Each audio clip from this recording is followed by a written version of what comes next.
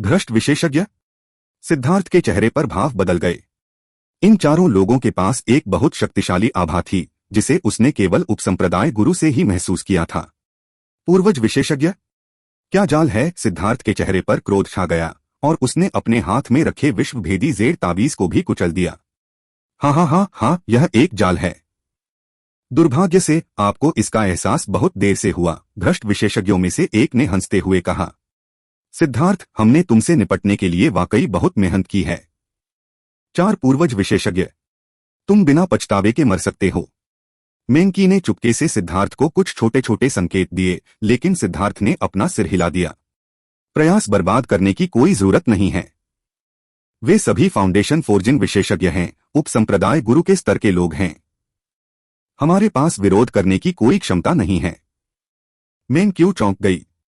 वह चाहती थी कि सिद्धार्थ खुद को तैयार करे, जबकि उसने ब्लड फीनिक्स को उन्हें संभालने के लिए बुलाया था।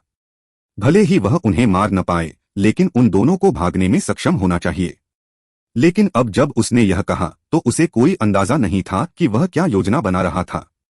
तुम बहुत होशियार हो छोटे दोस्त। हाँ, अगर तुम संघर्ष नहीं करोगे तो तुम्हें इतना कष्ट नहीं सहना पड़ेगा। हे, बिना संघर्ष किए हमारे साथ आओ।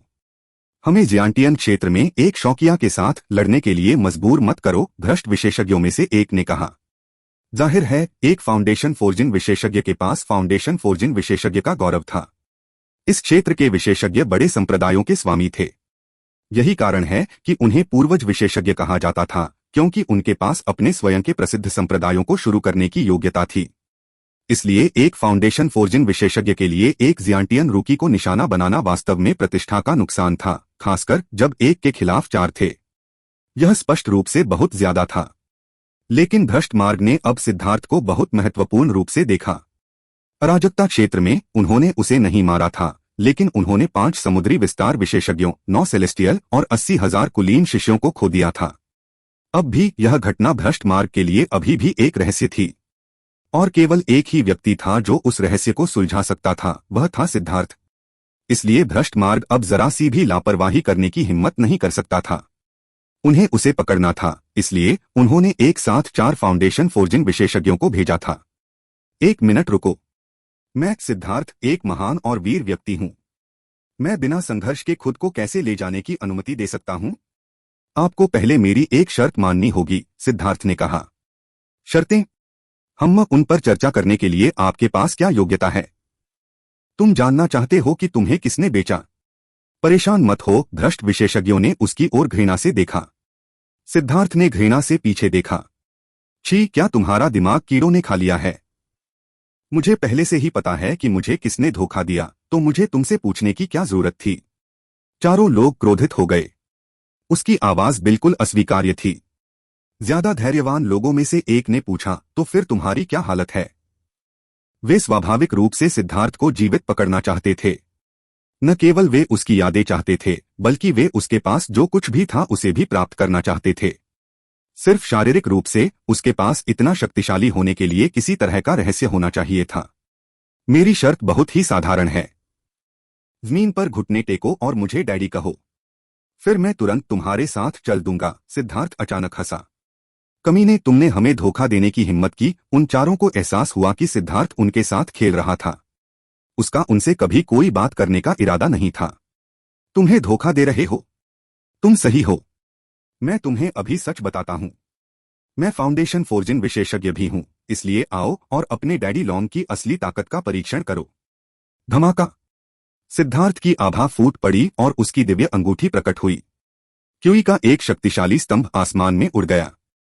वे चारों कूद पड़े। सिद्धार्थ फाउंडेशन फोर्जिंग विशेषज्ञ भी था।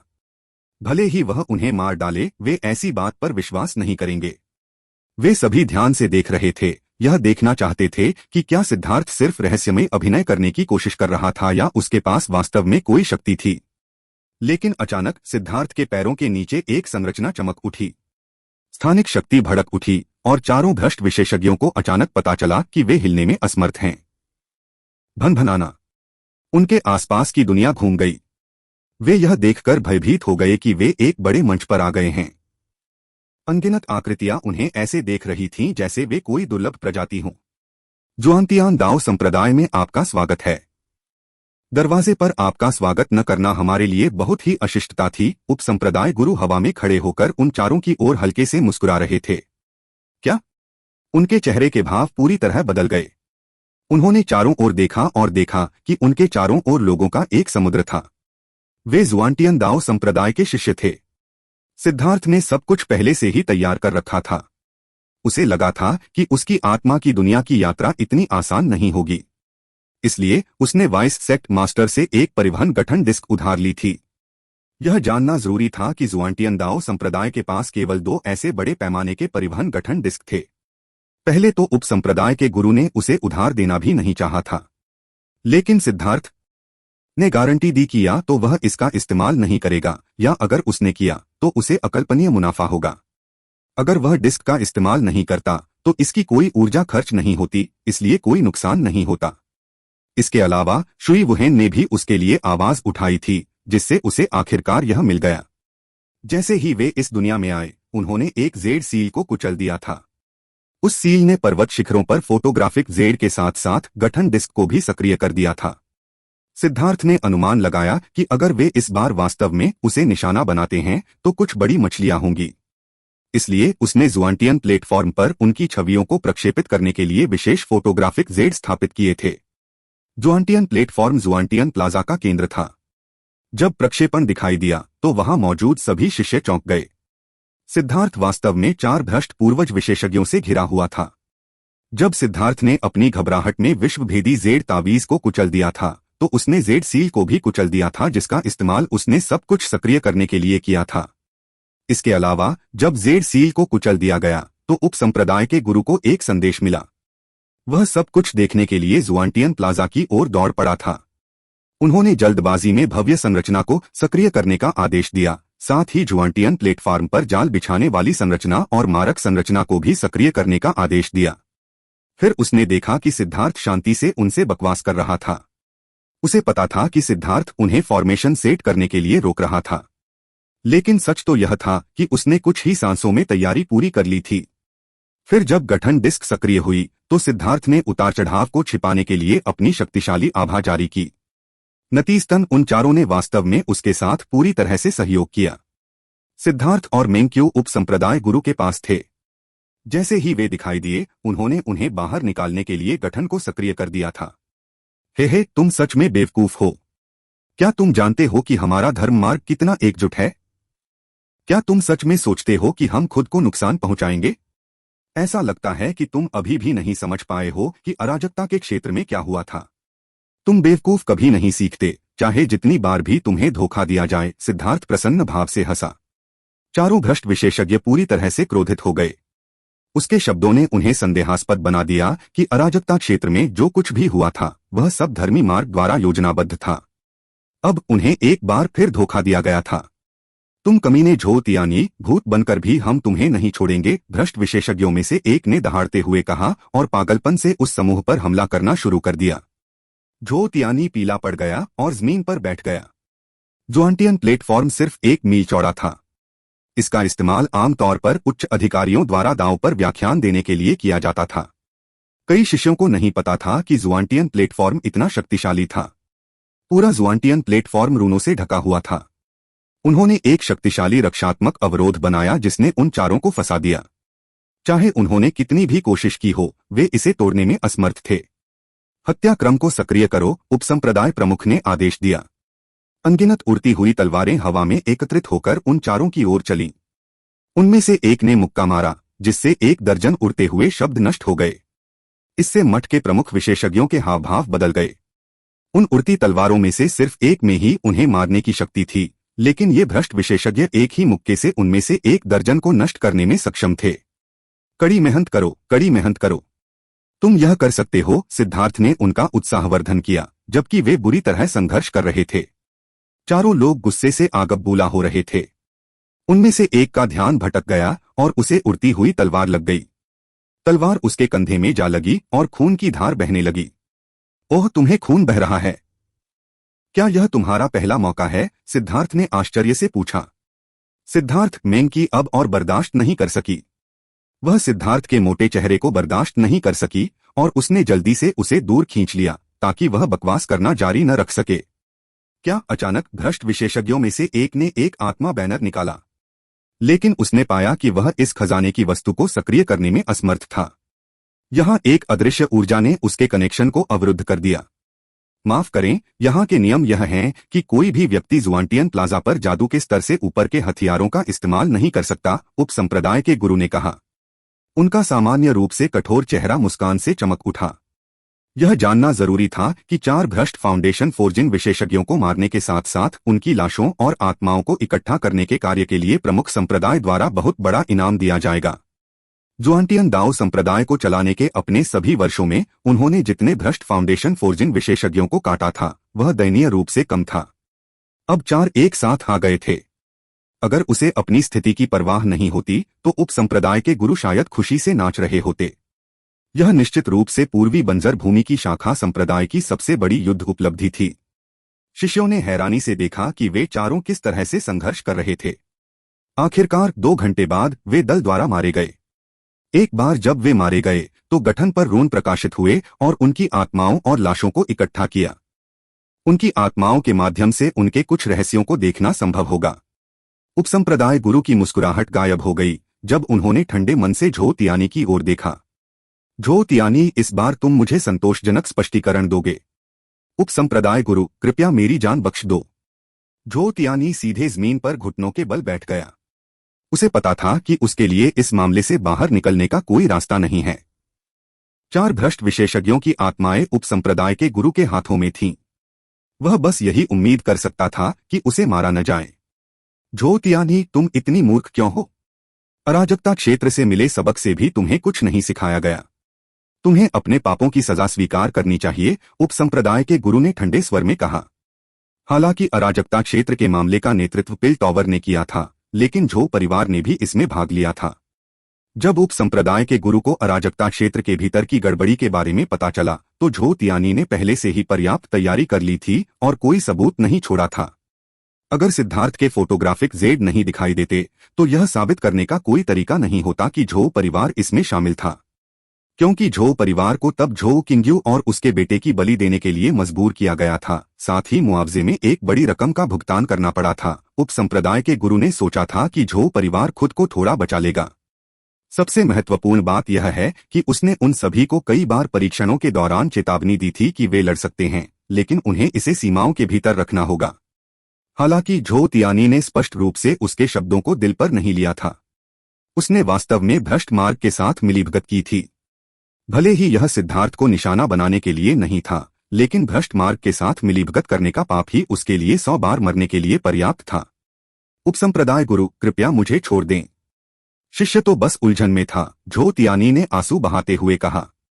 वह अब वास्तव में डर गया था क्योंकि वह मरना नहीं चाहता था। हमेशा से ही बड़े लोग ही जीवन की अधिक लालसा रखते थे। मूर्ख, तुमने जो किया वह कोई गलती नहीं थी बल्कि एक पूर्ण निषेध था। संप्रदाय का गुरु भी तुम्हारी रक्षा नहीं कर पाएगा। उपसंप्रदाय के गुरु ने अपना सिर हिलाया। हालांकि वह एक गंभीर व्यक्ति था, लेकिन वास्तव में वह बहुत नरम दिल था। यह ठीक इसलिए था क्योंकि चारों परिवार के मुखियाओं ने उसके स्वभाव को समझ लिया था, इसलिए उनकी आंतरिक लड़ाई और भी तीव्र हो गई। लेकिन आज स्पष्ट रूप से उसके पास झो तियानी को छोड़ने का कोई रास्ता नहीं था। ठीक है, चूंकि यह मामला है तो मैं इसे आपके लिए मुश्किल नहीं बनाऊंगा। मैं यह बताना चाहता हूं कि यह शुई युनकोंग ही था जिसने मुझे ऐसा करने के लिए उकसाया। किसी ने भी यह उम्मीद नहीं की थी कि झो तियानी अचानक शुई युनकोंग को अपने साथ खींच लेगा। झो तियानी, दूसरों की निंदा मत करो, शुई युनकोंग ने गुस्से में कहा। शुई युनकोंग, अगर तुम नहीं होते तो मैं इस तरह कैसे खत्म हो सकता था? अगर मैं मर रहा हूं तो खुशी से जीने के बारे में मत सोचना। अगर तुमने विश्वभेदी जेड तावीज के साथ जो किया वह नहीं होता तो मैं सिद्धार्थ की स्थिति कैसे जान सकता था? और फिर मैं भ्रष्ट मार्ग की जानकारी कैसे लीक कर सकता था? मुझे आपको यह बताते हुए खेद है कि मैंने हमारी बातचीत रिकॉर्ड कर ली है, इसलिए तुम मृत्यु में मेरा साथ दे सकते हो। झो तियानी पागलों की तरह हंसा और एक फोटोग्राफिक जेड निकाला। यह बहुत ही उच्च स्तरीय फोटोग्राफिक जेड था और बेहद महंगा भी। जब इसे सक्रिय किया गया तो उतार चढ़ाव को महसूस करना व्यावहारिक रूप से असंभव था। यहां तक किसी एक्सपेंशन विशेषज्ञ भी इसे महसूस करने में असमर्थ थे। शुई युनकोंग का चेहरा पूरी तरह बदल गया। वह अचानक आगे बढ़ा और फोटोग्राफिक जेड को छीन लिया।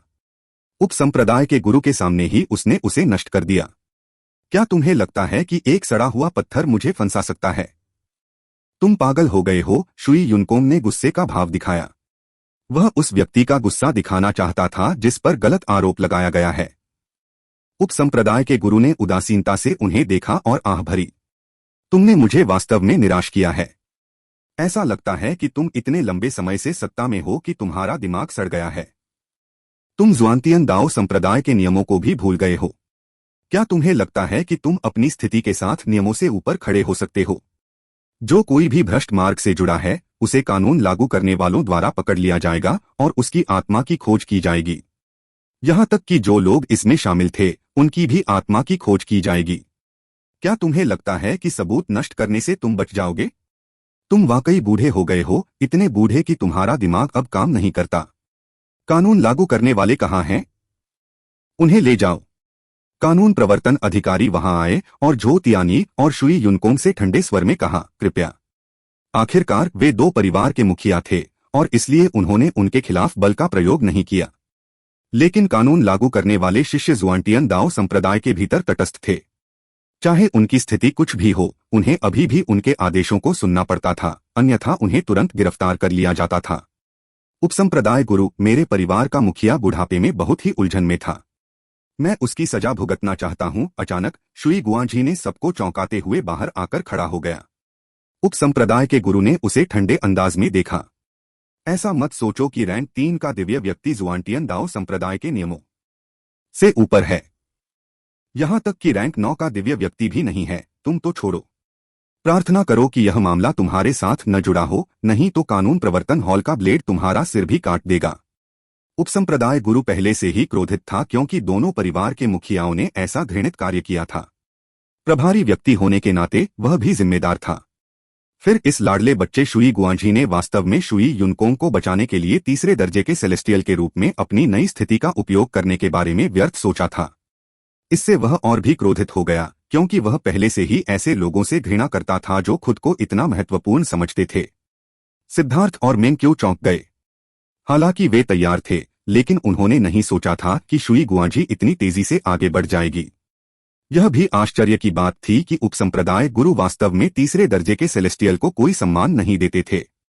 शुई गुआंझी को उम्मीद नहीं थी कि उपसंप्रदाय गुरु की नजर में उसकी उन्नति इतनी कम मूल्यवान होगी। उसने गुस्से से अपने दांत भींच लिए। दोनों परिवार के मुखिया भी घबरा गए थे। उन्हें उम्मीद नहीं थी कि यह मामला इतना बड़ा हो जाएगा। वैसे तो वे हमेशा एक दूसरे से लड़ते रहते थे, लेकिन यह शतरंज के खेल जैसा था। यह मौत की लड़ाई नहीं थी। लेकिन अब स्थिति गंभीर हो गई थी। को परिवार के मुखिया और वांग परिवार के मुखिया ने एक दूसरे को देखा और फिर बाहर निकलकर सीधे उपसंप्रदाय गुरु के सामने घुटने टेक दिए। कृपया नरमी बरतें, उपसंप्रदाय गुरु। हालांकि उन दोनों ने एक वर्जित काम किया है, लेकिन वे इतने लंबे समय से ज़ुआनतियान दाओ संप्रदाय के लिए काम कर रहे हैं। भले ही उन्होंने योगदान न दिया हो, फिर भी उन्होंने संप्रदाय के लिए कड़ी मेहनत की है। कृपया उनकी जान बख्श दें। आखिरकार वे एक दूसरे को इतने लंबे समय से जानते थे और उनके पास इतने साल भी नहीं बचे थे। उन दोनों को उन पर दया आ गई, जैसे लोमड़ी खरगोश के मर जाने पर दुखी होती है। उन्हें निश्चित रूप से कड़ी सजा मिलनी चाहिए थी, लेकिन जब तक यह मृत्युदंड नहीं था तब तक वे बेहतर महसूस करेंगे। एक पीढ़ी के परिवार के मुखिया के रूप में यह एक सम्मानजनक पद था। अगर उन्हें ऐसे ही मार दिया जाता तो वे वास्तव में इसे स्वीकार करने में असमर्थ होते। झो तियानी और शुई गुआंझी ने उन दोनों को चौंक कर देखा। इस समय ये बूढ़े लोग, जिनके खिलाफ वे अनगिनत सालों से लड़ रहे थे, वास्तव में घुटनों के बल पर झुके हुए थे और उनके लिए नरमी की भीख मांग रहे थे। वे भावुक होने से खुद को रोक नहीं पाए। उनके दिल भी थोड़े साफ हो गए। झो तियानी ने अचानक कहा, उपसंप्रदाय गुरु, सच में मैं अभी झूठ बोल रहा था। सब कुछ मेरे द्वारा किया गया था। शुई युनकोंग निर्दोष है। शुई युनकोंग ने आश्चर्य से उसकी ओर देखा। उस पल उसने कई चीजों के बारे में सोचा। कई सालों से चली आ रही नाराजगी और शिकायतें तुरंत दूर हो गईं। शुई युनकोंग ने कहा, यह मामला वास्तव में मेरे द्वारा किया गया था। भाई युनकोंग, झो तियानी ने कहा, अब और मत बोलो। हमने जीवन भर लड़ाई लड़ी है, इसलिए अगर तुम मर गए तो मेरा कोई प्रतिद्वंद्वी नहीं होगा। चलो साथ चलते हैं। कम से कम हमारे रास्ते में कोई प्रतिद्वंद्वी तो होगा, शुई युनकोंग ने झो तियानी के कंधे को थपथपाते हुए कहा। परिवार का मुखिया। शुई परिवार और झो परिवार के सभी शिष्य एक ही समय में जमीन पर घुटने टेक कर बैठ गए। तुम क्या कर रहे हो? उठो, शुई युनकोंग चिल्लाया। उपसंप्रदाय गुरु के लिए चीजें कठिन मत बनाओ। गलती तो गलती है। परिवार के मुखिया के रूप में मेरे ऊपर अपने कार्यों के परिणामों का सामना करने की और भी अधिक जिम्मेदारी है। शिष्यों ने एक शब्द भी नहीं कहा। उनमें से कई ऐसे थे जो चुपचाप रो रहे थे। सिद्धार्थ ने कभी नहीं सोचा था कि चीजें इस तरह आगे बढ़ेंगी। मौत के साये ने उन्हें एक पल के लिए ज्ञान दिया था। सालों की लड़ाई से उनका आक्रोश वास्तव में गायब हो गया था। उपसंप्रदाय गुरु। सिद्धार्थ ने अपना मुंह खोला। वैसे भी इस बार उसे कोई नुकसान नहीं हुआ था। यह मामला ऐसे ही खत्म हो सकता था। सिद्धार्थ, हमारे लिए नरमी की गुहार मत लगाओ, शुई युनकोंग ने अचानक कहा। हम आपके इस विचार के लिए आपका धन्यवाद करते हैं। आपकी इस उदारता ने ही हमें दिखा दिया है कि हमारा जीवन कितना बेकार था। 1 घंटे पहले हम भी निश्चित रूप से अपनी नफरत को दूर नहीं कर पाते, क्योंकि किसी ने हमें इस तरह फंसाया था जैसे हमने तुम्हारे साथ किया था। हमें आपसे और जुआनतान दाओ संप्रदाय से खेद है। भले ही उपसंप्रदाय गुरु हमें छोड़ देने के लिए सहमत हो जाएं, लेकिन हमारे पास जीने का चेहरा नहीं होगा। सभी शिष्य मेरे आदेशों का पालन करते हैं। किसी को भी सिद्धार्थ के खिलाफ कोई दुर्भावना रखने की अनुमति नहीं है। अन्यथा 9 वसंतों में भी मैं ऐसे बेऔलाद वंशज को स्वीकार नहीं करूंगा। शुई युनकोंग ने शुई गुआंझी की ओर देखा जब उसने अपना अंतिम वाक्य कहा। वह स्पष्ट रूप से उसे कुछ भी न करने की चेतावनी दे रहा था। भाई चलो, शुई युनकोंग ने झो तियानी से कहा। झो तियानी ने सिर हिलाया। वह केवल हल्का सा मुस्कुराया और कानून लागू करने वालों के साथ जाने से पहले झो परिवार के शिष्यों की ओर हाथ हिलाया। एक पल के लिए सब चुप हो गए। सबके दिल भारी हो गए। यहां तक कि 4 भ्रष्ट विशेषज्ञों को मारने में उपसंप्रदाय के गुरु की खुशी भी फीकी पड़ गई। सिद्धार्थ ने आह भरी। अगर उन्हें पता होता कि यह दिन आएगा तो क्या वे अभी भी वही करते जो उन्होंने किया? क्या यह सच है कि लोग अपनी आंखें तभी खोल सकते हैं जब वे अंत तक पहुंच जाएं और इस दुनिया से जाने वाले हों? क्या उनके लिए दुनिया के बारे में सच्चाई समझने का यही एकमात्र तरीका था? सिद्धार्थ, अब तुम्हें खुश होना चाहिए, शुई गुआंझी ने अपने दांत पीस लिए।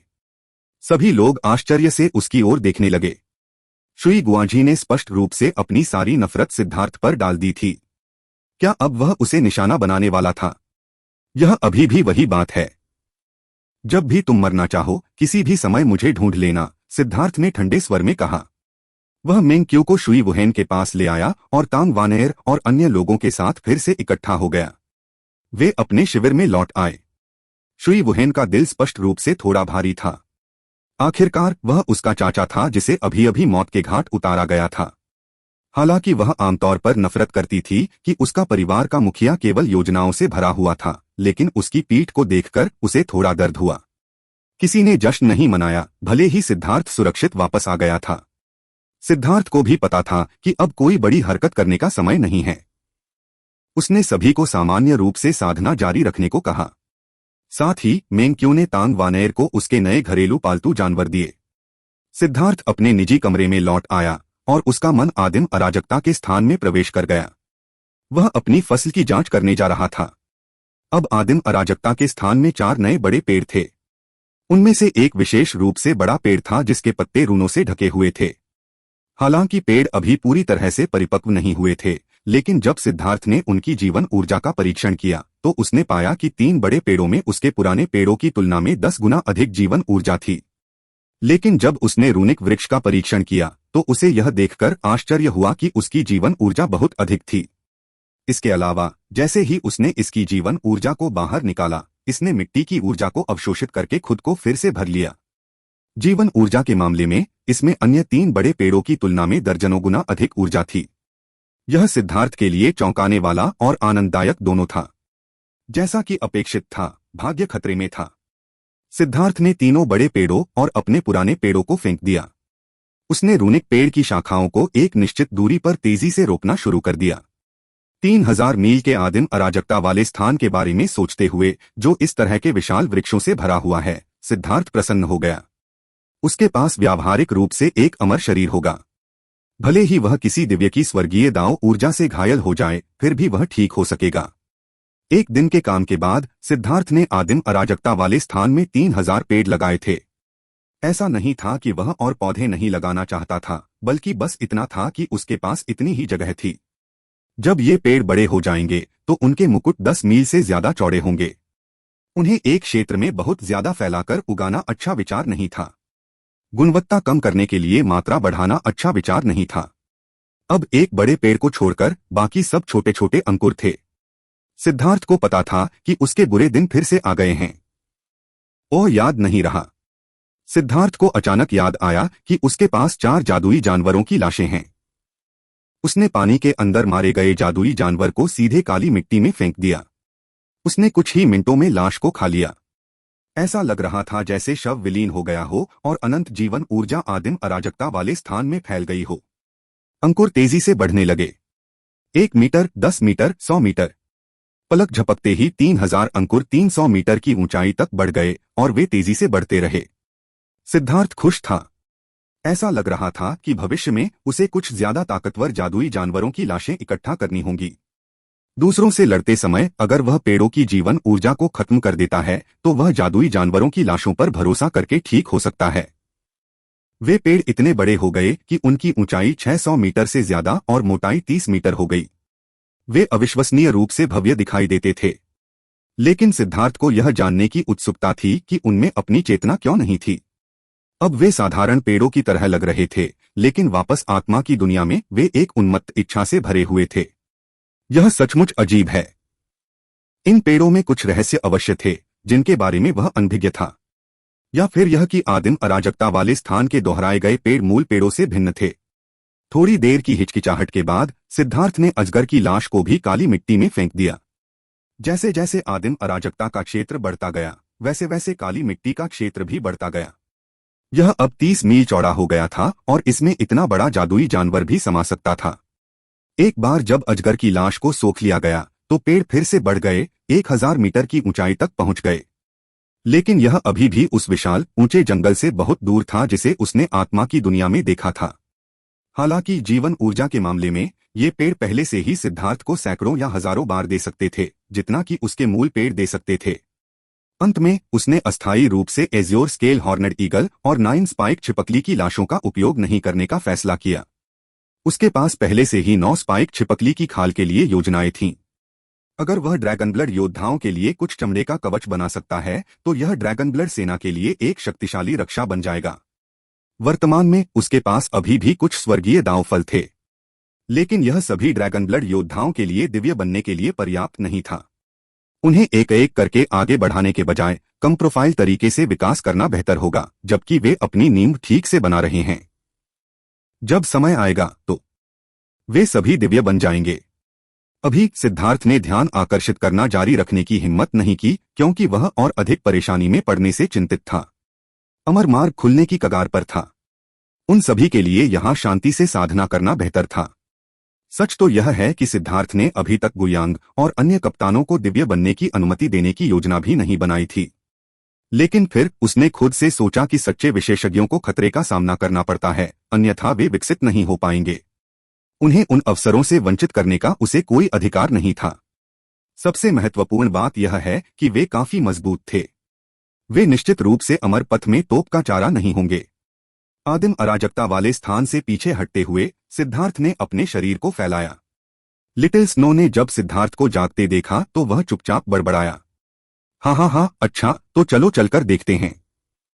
लिटिल स्नो ने कहा कि मेंग-क्यू सिद्धार्थ को उपसंप्रदाय गुरु से मिलने के लिए कहने आया था। उपसंप्रदाय गुरु 2 दिन पहले उससे मिलने आया था, लेकिन चूंकि सिद्धार्थ ध्यान की अवस्था में था, इसलिए उसने उसे परेशान नहीं किया। सच तो यह है कि उस समय सिद्धार्थ एक किसान के रूप में कड़ी मेहनत कर रहा था। छोटी स्नो, तुम यहां रह सकती हो। तुम बहन मेंगकी के साथ खेल सकती हो। सिद्धार्थ ने छोटी स्नो के सिर को गले लगा लिया। उसे लिटिल स्नो के लिए थोड़ा दुख हुआ। जब सिद्धार्थ बाहर होता था तो ज्यादातर समय लिटिल स्नो उसके आध्यात्मिक स्थान पर ही रहता था। उसे शायद ही कभी उसके साथ जाने का मौका मिलता था। यह जानना जरूरी था कि लिटिल स्नो अभी भी छोटा था और उसका स्वभाव अभी भी बच्चों जैसा था। इतने लंबे समय तक उसका आध्यात्मिक स्थान पर रहना निश्चित रूप से अच्छा नहीं था। लेकिन सौभाग्य से लिटिल स्नो का शरीर बहुत बड़ा नहीं था। आमतौर पर वह कैंप के अंदर इधर उधर दौड़ सकता था। जब तक वह बाहर नहीं जाता कोई उसे परेशान नहीं करता। सिद्धार्थ सीधे उपसंप्रदाय गुरु के पास गया। उपसंप्रदाय गुरु ने सबसे पहले जो बात कही वह थी, आत्मिक दुनिया में तुम्हारी उपलब्धियां कैसी रहीं? बुरा नहीं है, हम भाग्यशाली थे और हमें 2 एज्योर स्केल हॉर्नेड ईगल चूजे मिले। सिद्धार्थ मुस्कुराया, लेकिन उसने रेड आई सेक्रेड ब्लड फीनिक्स का जिक्र नहीं किया। सिद्धार्थ ने मेंक्यू से यह भी कहा था कि वह इस बारे में बात न करे और जब तक उसे मजबूर न किया जाए तब तक इसे बाहर न लाए। अगर उसे इसे बाहर लाना था तो उसे अपने प्रतिद्वंद्वी को मारना होगा। ब्लड फीनिक्स उसका सबसे बड़ा तुरुप का पत्ता और उसकी सुरक्षा का सबसे बड़ा आश्वासन होगा। अगर कोई विशेषज्ञ लंबे समय तक जीना चाहता है तो वह दूसरों को अपने सबसे मजबूत ट्रम्प कार्ड के बारे में नहीं बता सकता। ट्रम्प कार्ड चाहे कितना भी मजबूत क्यों न हो, एक बार जब दूसरे लोग सतर्क हो जाते हैं और जानते हैं कि इसका मुकाबला कैसे किया जाए तो इससे कोई खतरा नहीं होगा। वास्तव में एक बार जब वे आपके ट्रम्प कार्ड के खिलाफ इस्तेमाल करने की योजना बना लेते हैं तो यह आपके लिए खतरनाक हो जाएगा। ओह, एज्योर स्केल हॉर्नेड ईगल में प्राचीन ड्रैगन ईगल की रक्तरेखा है। यह बेहद शक्तिशाली है। एक बार परिपक्व होने के बाद यहां तक कि एक फाउंडेशन फोर्जिंग विशेषज्ञ को भी भागना होगा यदि उनके पास कोई खजाना आइटम नहीं है। आपकी किस्मत खराब नहीं है, लेकिन वाइस सेक्ट मास्टर ने ऐसा कहने के बाद उसे लगा कि उसने गलत बात कही है। ऐसा इसलिए था क्योंकि उसने देखा कि सिद्धार्थ का चेहरा थोड़ा अजीब हो गया था। उसे तुरंत एहसास हुआ कि सिद्धार्थ की बदकिस्मती के कारण शायद उन्हें इस तरह की सफलता पाने के लिए कई उतार चढ़ावों का सामना करना पड़ा था। यह कहा जा सकता है कि चाहे जादुई जानवरों को पकड़ना हो या मजबूत पेड़ों को ढूंढना हो, सिद्धार्थ की किस्मत बहुत खराब रही है। यह विशेष रूप से सच था जब वह अकल्पनीय रूप से भयानक अस्तित्व सिर्फ इसलिए सामने आ गया था क्योंकि उसने रूनिक पेड़ की एक शाखा तोड़ ली थी। वह इस प्रशंसा को कैसे स्वीकार कर सकता था कि उसकी किस्मत खराब नहीं थी? सिद्धार्थ इस विषय पर आगे चर्चा नहीं करना चाहता था। झो और शुई परिवार के मुखियाओं के बारे में क्या? वे दोनों मर चुके हैं। सिर्फ वे ही नहीं बल्कि उनके साथ मठ के 7 प्रमुखों को भी मार दिया गया। उपसंप्रदाय गुरु की आंखों में एक धुंधली सी रोशनी दिखाई दी। अगर वह थोड़ा और सख्त होता तो शायद ऐसा अंत नहीं होता। एक व्यक्ति को यह जानना चाहिए कि श्रद्धा और कृतज्ञता कैसे महसूस की जाए, अन्यथा उनके पास अपनी खुद की दुष्टता को रोकने के लिए कोई आधार नहीं होगा। अंत में वे बस अपनी इच्छाओं द्वारा भस्म हो जाएंगे और एक चलती फिरती लाश बन जाएंगे। हालांकि यह थोड़ा अफसोसजनक है, कम से कम उन दोनों ने अंत में सब कुछ समझ लिया, सिद्धार्थ ने कहा। उपसंप्रदाय के गुरु ने सिद्धार्थ को बहुत देर तक देखा और फिर आह भरते हुए कहा, एक बच्चा भी हम बूढ़ों से ज्यादा साफ साफ चीजें देख सकता है। यह वाकई बहुत विडंबनापूर्ण है। उपसंप्रदाय गुरु, आप मेरी बहुत प्रशंसा कर रहे हैं। मैं बस बकवास कर रहा हूं, सिद्धार्थ ने जल्दी से कहा। कितना अफसोस की बात है कि उनकी समझ बहुत देर से आई। मुझे भी समझ में आया कि मुझे क्या करना चाहिए था। उपसंप्रदाय गुरु ने अपना सिर हिलाया। यह कहा जा सकता है कि 2 परिवार प्रमुखों और 7 मठ प्रमुखों का नुकसान उनके शाखा संप्रदाय की मूल शक्ति के लिए एक बड़ा झटका था। उपसंप्रदाय गुरु, आप बहुत ज्यादा सोच रहे हैं। एक संप्रदाय का अपना भाग्य होता है, ठीक वैसे ही जैसे एक व्यक्ति का अपना भाग्य होता है। आप किसी और का भाग्य नहीं बदल सकते। इस दुनिया में किसी की मदद करने में सक्षम केवल वही है जो खुद है। खुद को एक उदाहरण के रूप में इस्तेमाल करते हुए, हालांकि मेरी किस्मत खराब हो सकती है जिसके कारण मुझे किसी और की तुलना में अधिक प्रयास करना पड़ता है, मैं शिकायत नहीं करता। एक व्यक्ति का भाग्य द्वारा निर्धारित होता है, लेकिन भाग्य ऐसी चीज नहीं है जिसे बदला नहीं जा सकता। यह सिर्फ इस बात पर निर्भर करता है कि आप स्वर्ग के खिलाफ लड़ना चाहते हैं या नहीं। अगर आप अपना भाग्य बदलना चाहते हैं तो आपको सिर्फ स्वर्ग के खिलाफ ही नहीं बल्कि खुद के खिलाफ भी संघर्ष करना होगा। अफसोस की बात है कि वे 2 परिवार के मुखिया और 7 मठ प्रमुख अपने दिलों में मौजूद राक्षसों पर काबू नहीं पा सके और उन्हें निगल लिया गया। सिद्धार्थ ने कंधे उचका दिए। हाँ, ठीक कहा। वुहेन ने कहा कि तुम बहुत होशियार हो। अब मुझे समझ में आया कि उसका क्या मतलब था। अगर तुम्हारी आत्मा तुम्हारे शरीर से मेल नहीं खाती तो मुझे यह भी संदेह होगा कि तुम्हारे शरीर को किसी पुराने राक्षस ने नियंत्रित किया है, उपसंप्रदाय के गुरु ने हंसते हुए कहा। उसे यह सुनकर आश्चर्य हुआ कि सिद्धार्थ का सिद्धांत संप्रदाय के गुरु द्वारा बताए गए सिद्धांत से बहुत मिलता जुलता था। हालांकि विवरण अलग अलग थे, लेकिन उन्होंने जो व्यक्त किया वह चौंकाने वाला एक जैसा था। उपसंप्रदाय गुरु, क्या आपको किसी काम के लिए मेरी जरूरत थी? सिद्धार्थ ने पूछा। यह सही है। आपने एक महान कार्य किया है। 4 भ्रष्ट फाउंडेशन फोर्जिंग विशेषज्ञों को मारकर हमारे दाओ संप्रदाय को एक बड़ा इनाम दिया गया था। जहां तक आपका सवाल है, आप दाओ संप्रदाय में किसी भी खजाने की वस्तु को अपने व्यक्तिगत पुरस्कार के रूप में चुन सकते हैं। मुझे कंजूस होने के लिए दोष न दें, क्योंकि संप्रदाय का इनाम अभी भी आवेदन प्रक्रिया में है। एक बार जब प्रमुख संप्रदाय इनाम भेज देगा तो आपको काफी अधिक दिया जाएगा, उप संप्रदाय मास्टर ने कहा। सच में 4 भ्रष्ट फाउंडेशन फोर्जिंग विशेषज्ञों को मारना निश्चित रूप से धार्मिक मार्ग को हिला देगा। यह मामला पहले ही रिपोर्ट किया जा चुका था, लेकिन उन्हें इनाम आने से पहले उच्च अधिकारियों द्वारा मंजूरी दिए जाने का इंतजार करना पड़ा। उन चारों को बिना खून की एक बूंद बहाए मारने का इनाम निश्चित रूप से बहुत बड़ा था। लेकिन उपसंप्रदाय का गुरु बहुत रूढ़िवादी था। उसने अभी के लिए केवल सिद्धार्थ को एक खजाना आइटम देने का विकल्प चुना। लेकिन एक बार इनाम आने के बाद अतिरिक्त हिस्सा सिद्धार्थ को दे दिया जाएगा, तो फिर मैं वह भाला उठाऊंगा। सिद्धार्थ ने गुयान के लिए वह भाला चुना। आखिरकार गुयान ड्रैगन ब्लड लीजन के नेताओं में से एक था और उसे एक अच्छे हथियार की जरूरत थी। जहां तक यूजिफेंग की बात है, सिद्धार्थ ने उसे इतनी जल्दी इतना अच्छा हथियार न देने का फैसला किया। तलवार साधकों के लिए सबसे महत्वपूर्ण चीज उनके हथियार नहीं बल्कि उनके दिल थे। उपसंप्रदाय गुरु के पास से लौटते समय सिद्धार्थ चौक से गुजर रहा था, तभी उसने अचानक एक तेज गर्जना सुनी। उसने देखा कि आगे एक बड़ी भीड़ थी। वह आवाज सुनकर सिद्धार्थ चौंक गया और खुश भी हुआ। वह आदमी आखिरकार वापस आ गया था। वह दौड़कर उसके पास गया। बोलो, मेरे भाई लॉन्ग की मौत कैसे हुई? वह भयंकर दहाड़ अविश्वसनीय रूप से प्रभावशाली थी।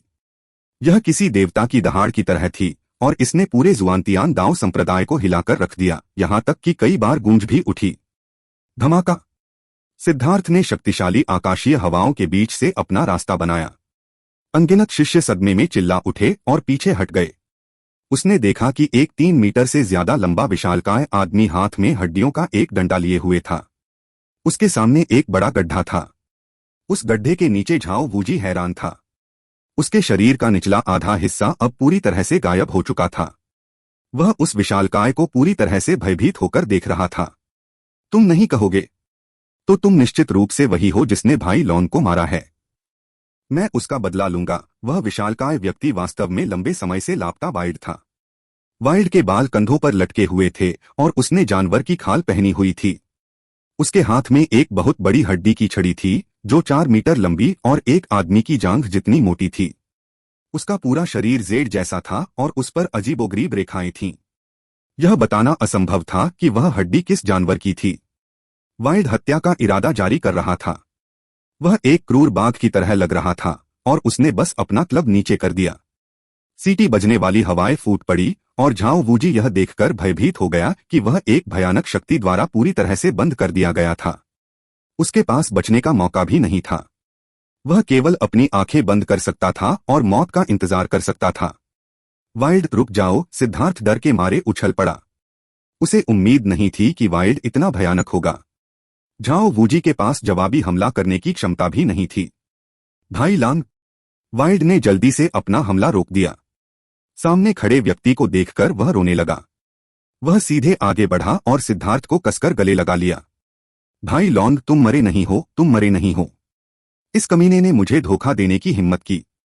सिद्धार्थ के शक्तिशाली भौतिक शरीर के बावजूद उसे ऐसा महसूस हो रहा था कि वह वाइल्ड की विशाल मांसपेशियों से कुचला जाएगा। साथ ही उसे समझ में नहीं आ रहा था कि हंसे या रोए। यह आदमी बहुत ताकतवर हो गया था, लेकिन उसकी बुद्धि बिल्कुल भी नहीं बढ़ी थी। वह अभी भी एक बच्चे की तरह था। हाँ, तुम्हारा भाई लॉन्ग अभी भी जीवित है।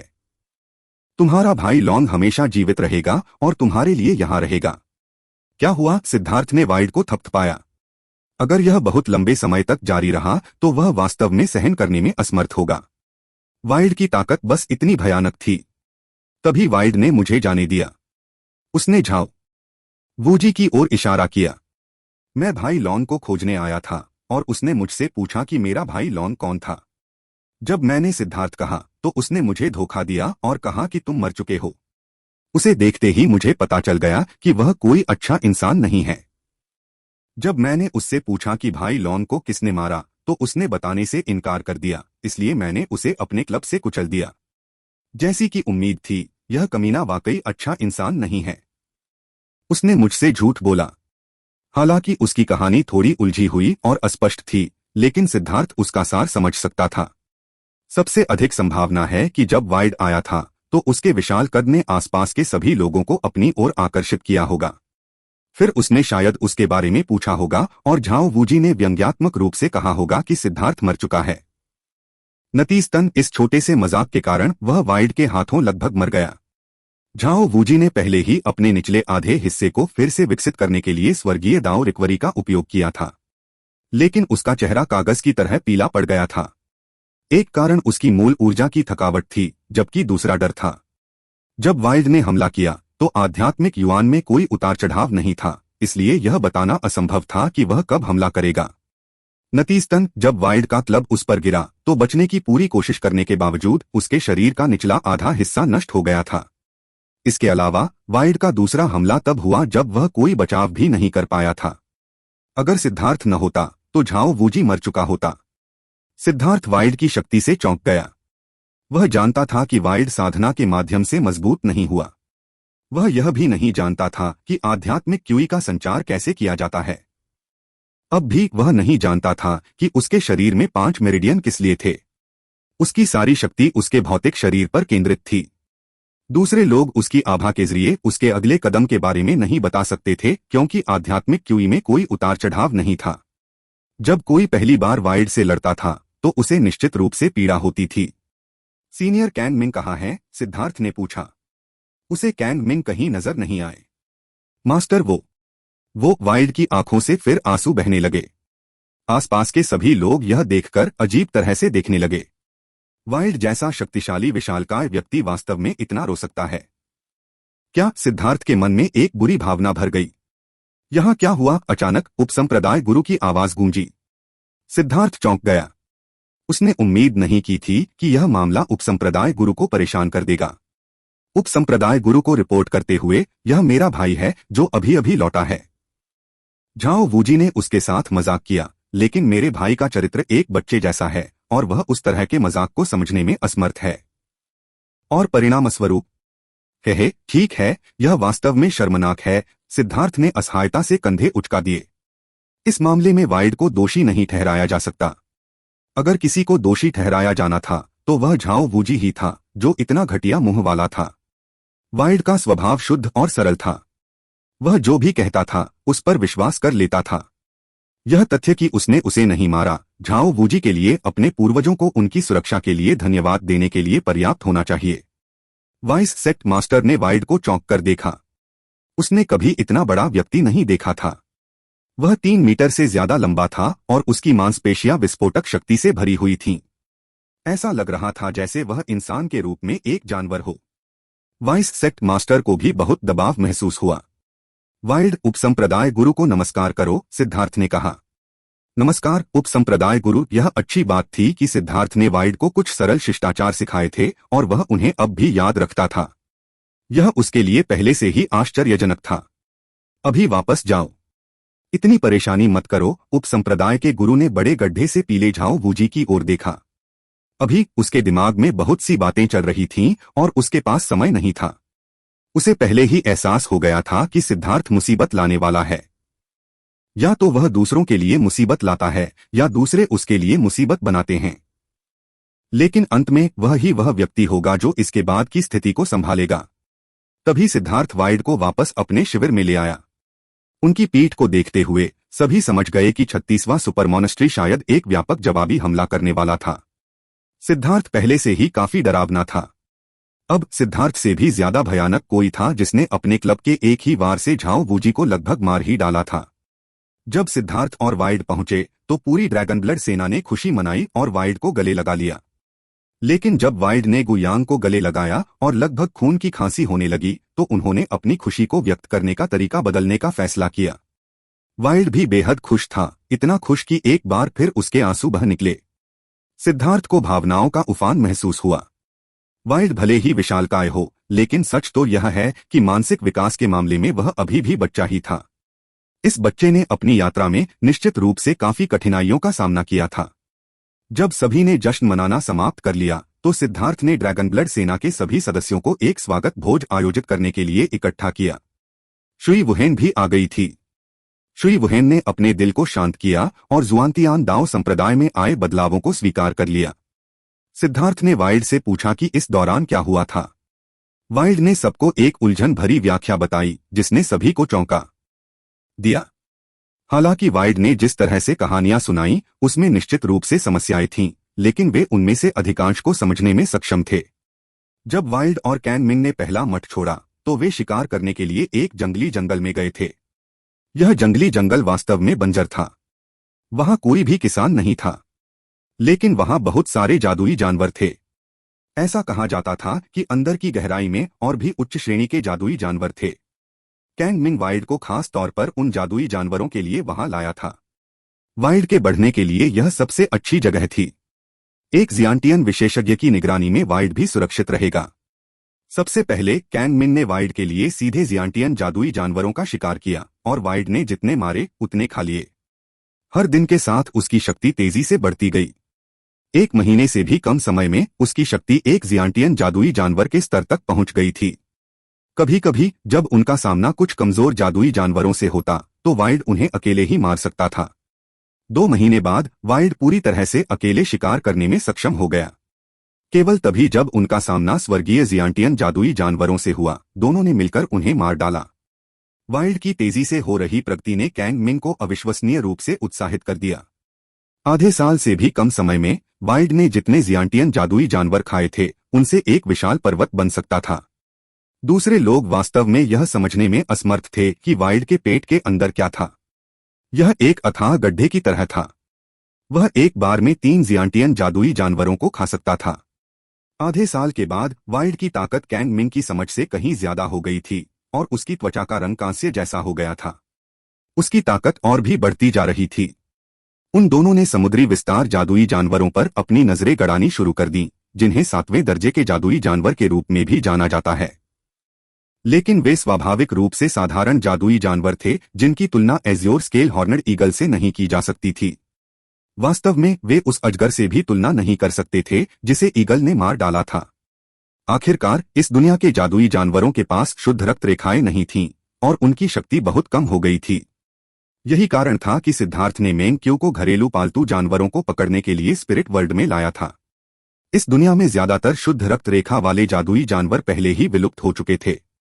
यद्यपि पहली बार 7वें दर्जे के जादुई जानवर का शिकार करना उनके लिए खतरनाक था, लेकिन जब वाइल्ड ने कैंग मिंग के साथ मिलकर अपनी पूरी शक्ति का प्रयोग किया तब भी वे उसे मारने में सफल रहे। यह सुनकर सभी लोग हिल गए। उस समय वे अभी-अभी जियांटियन क्षेत्र में प्रवेश कर रहे थे, लेकिन वाइल्ड पहले से ही 7वें दर्जे के जादुई जानवर को मारने में सक्षम था।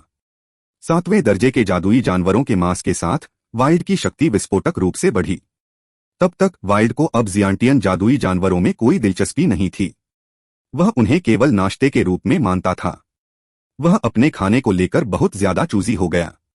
7वें दर्जे के जादुई जानवरों का मांस उसे बहुत ज्यादा स्वादिष्ट लगता था। परिणामस्वरूप वे दोनों और अधिक 7वीं श्रेणी के जादुई जानवरों की तलाश में जंगल में और भीतर चले गए। लेकिन वहां 7वीं श्रेणी के जादुई जानवर कम थे और वे उनमें से केवल 3 को ही ढूंढ पाए। उनमें से एक बहुत शक्तिशाली था। वाइल्ड को हराने में असमर्थ वह वास्तव में भाग गया। उसका पीछा करते हुए वाइल्ड और कैंग मिंग को लोगों के एक समूह का सामना करना पड़ा। वह वाइल्ड के जीवन का सबसे दर्दनाक दिन था। उस दिन की उसकी यादें कभी नहीं भूल पाएंगी, क्योंकि वह दिन था जब कैंग मिंग ने उसे हमेशा के लिए छोड़ दिया था। जिस समूह से उनका सामना हुआ था वह भ्रष्ट मार्ग के विशेषज्ञ थे। दोनों पक्षों ने एक भयंकर लड़ाई शुरू कर दी थी, लेकिन वे यह देखकर चौंक गए थे कि अनगिनत विशेषज्ञ थे जो बिना रुके आगे बढ़ते रहे। शुई वुहेन ने अनुमान लगाया कि वाइल्ड और कैंग मिंग ने गलती से भ्रष्ट पथ के गढ़ों में से एक को खोज लिया था। भ्रष्ट मार्ग के कई गुप्त गढ़ थे जो पूरी दुनिया में छिपे हुए थे। धर्मी मार्ग ने उनसे कई सालों तक लड़ाई लड़ी थी, लेकिन वे अपना असली छत्ता नहीं ढूंढ पाए थे। अपने मुख्य गढ़ के अलावा उनके आसपास अनगिनत अन्य गढ़ भी फैले हुए थे। सच तो यह है कि ये सभी गढ़ परिवहन संरचनाएं थीं। वे लोगों को उनके मुख्य गढ़ से इन छोटे गढ़ों तक ले जा सकते थे। इससे उन्हें पूरे देश में अपने खतरनाक पंजे फैलाने का मौका मिला। सबसे अधिक संभावना है कि जब वाइल्ड उनसे टकराया तो भ्रष्ट पथ किसी तरह के ऑपरेशन से गुजरने के बारे में सोच रहा था। वाइल्ड के अनुसार वहां बहुत सारे लोग थे। वे केवल जियांटियन क्षेत्र में थे, लेकिन फिर उनमें से अधिक लोग आ गए। अंत में न केवल समुद्री विस्तार विशेषज्ञ आए, बल्कि समुद्री विस्तार से ऊपर के विशेषज्ञ भी आए। हालांकि वाइल्ड उनकी साधना के आधार के बारे में नहीं बता पाया, लेकिन सिद्धार्थ उसकी कहानी से यह अनुमान लगा सकता था कि 3 पूर्वज विशेषज्ञ वास्तव में आए थे।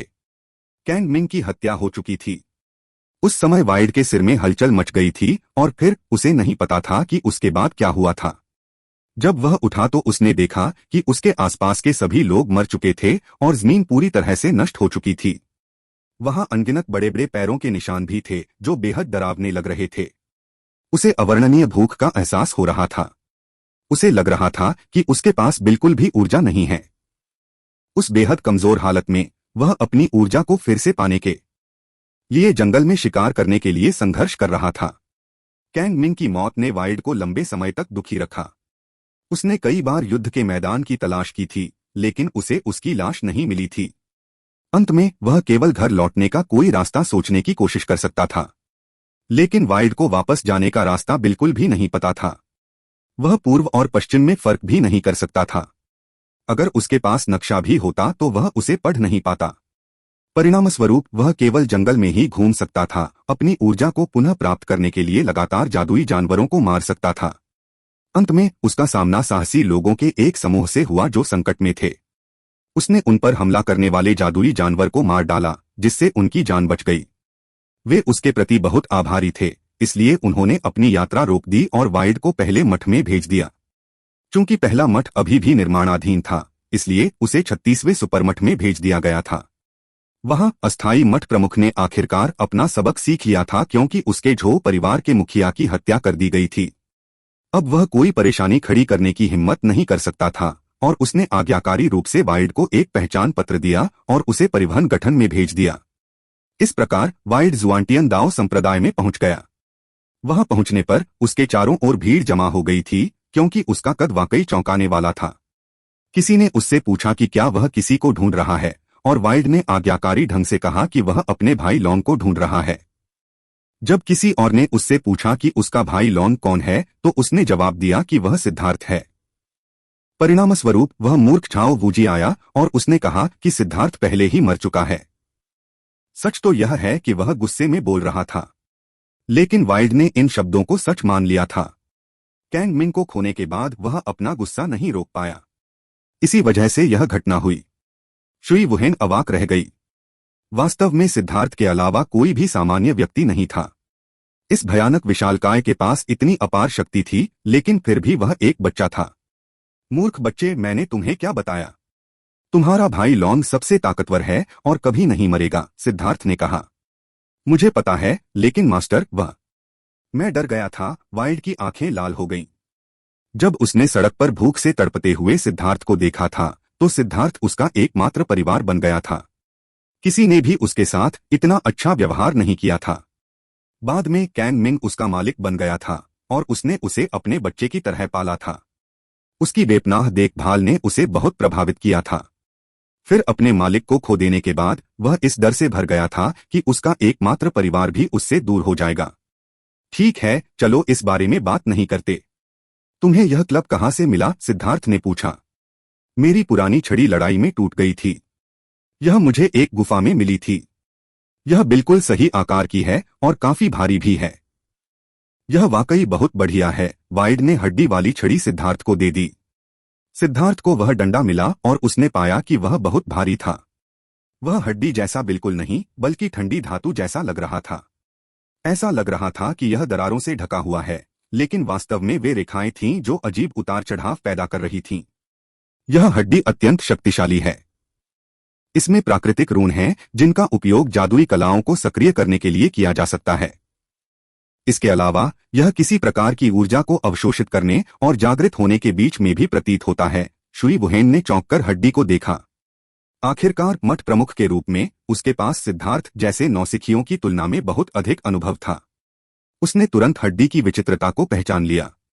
अपने मूल रून और सार रक्त को अस्थि मज्जा में विलय करने में सक्षम होना और अपनी आध्यात्मिकता को फीका किए बिना अनगिनत वर्षों तक गुजरना, यह हड्डी जिस भी जानवर की है, वह निश्चित रूप से अत्यधिक शक्तिशाली थी। वाइल्ड के पास वास्तव में मूर्खों जैसी किस्मत है, मेंग्क्यू ने प्रशंसा की। अपनी प्रशंसा सुनकर वाइल्ड मूर्खतापूर्ण ढंग से हंस पड़ा। अब जब वह सबके साथ था तो वह अपने सरल और ईमानदार स्वभाव में लौट आया। मठ प्रमुख, क्या वाइल्ड अमरपथ में भाग ले सकता है? सिद्धार्थ ने पूछा। बेशक, सभी दिव्यस्तर के विशेषज्ञ भाग ले सकते हैं। आपको दिव्य होना जरूरी नहीं है। जब तक आपकी युद्ध शक्ति उस स्तर तक पहुंच गई है, आप भाग ले सकते हैं। इसके अलावा हमारे सुपर मॉनेस्ट्री में परीक्षणों के दौरान आपके प्रदर्शन से काफी अतिरिक्त स्थान हैं। आप दूसरों को भी ला सकते हैं, शुई वुहेन ने कहा। बॉस, यह सुनकर कई दस्ते के नेता खड़े हो गए। जाहिर है वे भी अमर पथ में प्रवेश करना चाहते थे, लेकिन सिद्धार्थ ने अपना सिर हिला दिया। तुम इसके बारे में बहुत सरलता से सोच रहे हो। अगर वे स्थान वाकई इतने अद्भुत होते तो तुम उन्हें पा भी नहीं पाते। यहां तक कि स्वर्गीय लोग भी अमर मार्ग में जीवित नहीं रह पाते। अगर साधारण शिष्य भी प्रवेश करते तो वे वास्तव में तोप के चारे से भी कम होते। यह सही है। अंदर का खतरा आपकी कल्पना से कहीं ज्यादा है। अगर आप एक दिव्य प्राणी भी होते तो भी आपको हर समय बेहद सावधान रहना पड़ता, नहीं तो आपकी जान भी जा सकती थी, शुई वुहेन ने कहा। उन दस्ते के नेता निराश होने से खुद को नहीं रोक पाए, लेकिन वे निश्चित रूप से सिद्धार्थ के आदेशों की अनदेखी नहीं कर सकते थे।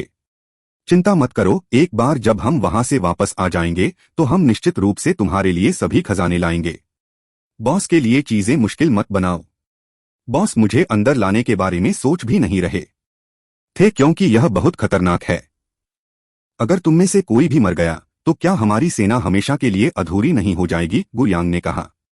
तभी सभी ने सिर हिलाया, यहां तक कि गुयांग के स्तर के किसी व्यक्ति को भी सिद्धार्थ लाने में अनिच्छुक था। उनके पास शिकायत करने के लिए कोई योग्यता नहीं थी। अभी भी कुछ समय है जब तक कि अमर मार्ग नहीं खुल जाता। हमें अपने साधना आधार को बढ़ाने पर ध्यान देना चाहिए। खास तौर पर मैं अब सबसे कम साधना आधार वाला व्यक्ति हूं, सिद्धार्थ ने कड़वाहट से मुस्कुराते हुए कहा।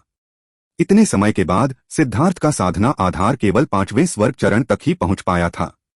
ड्रैगन ब्लड सेना के बाकी सदस्यों के लिए यहां तक कि सबसे कमजोर व्यक्ति भी पहले से ही 8वें स्वर्ग चरण तक पहुंच चुका था।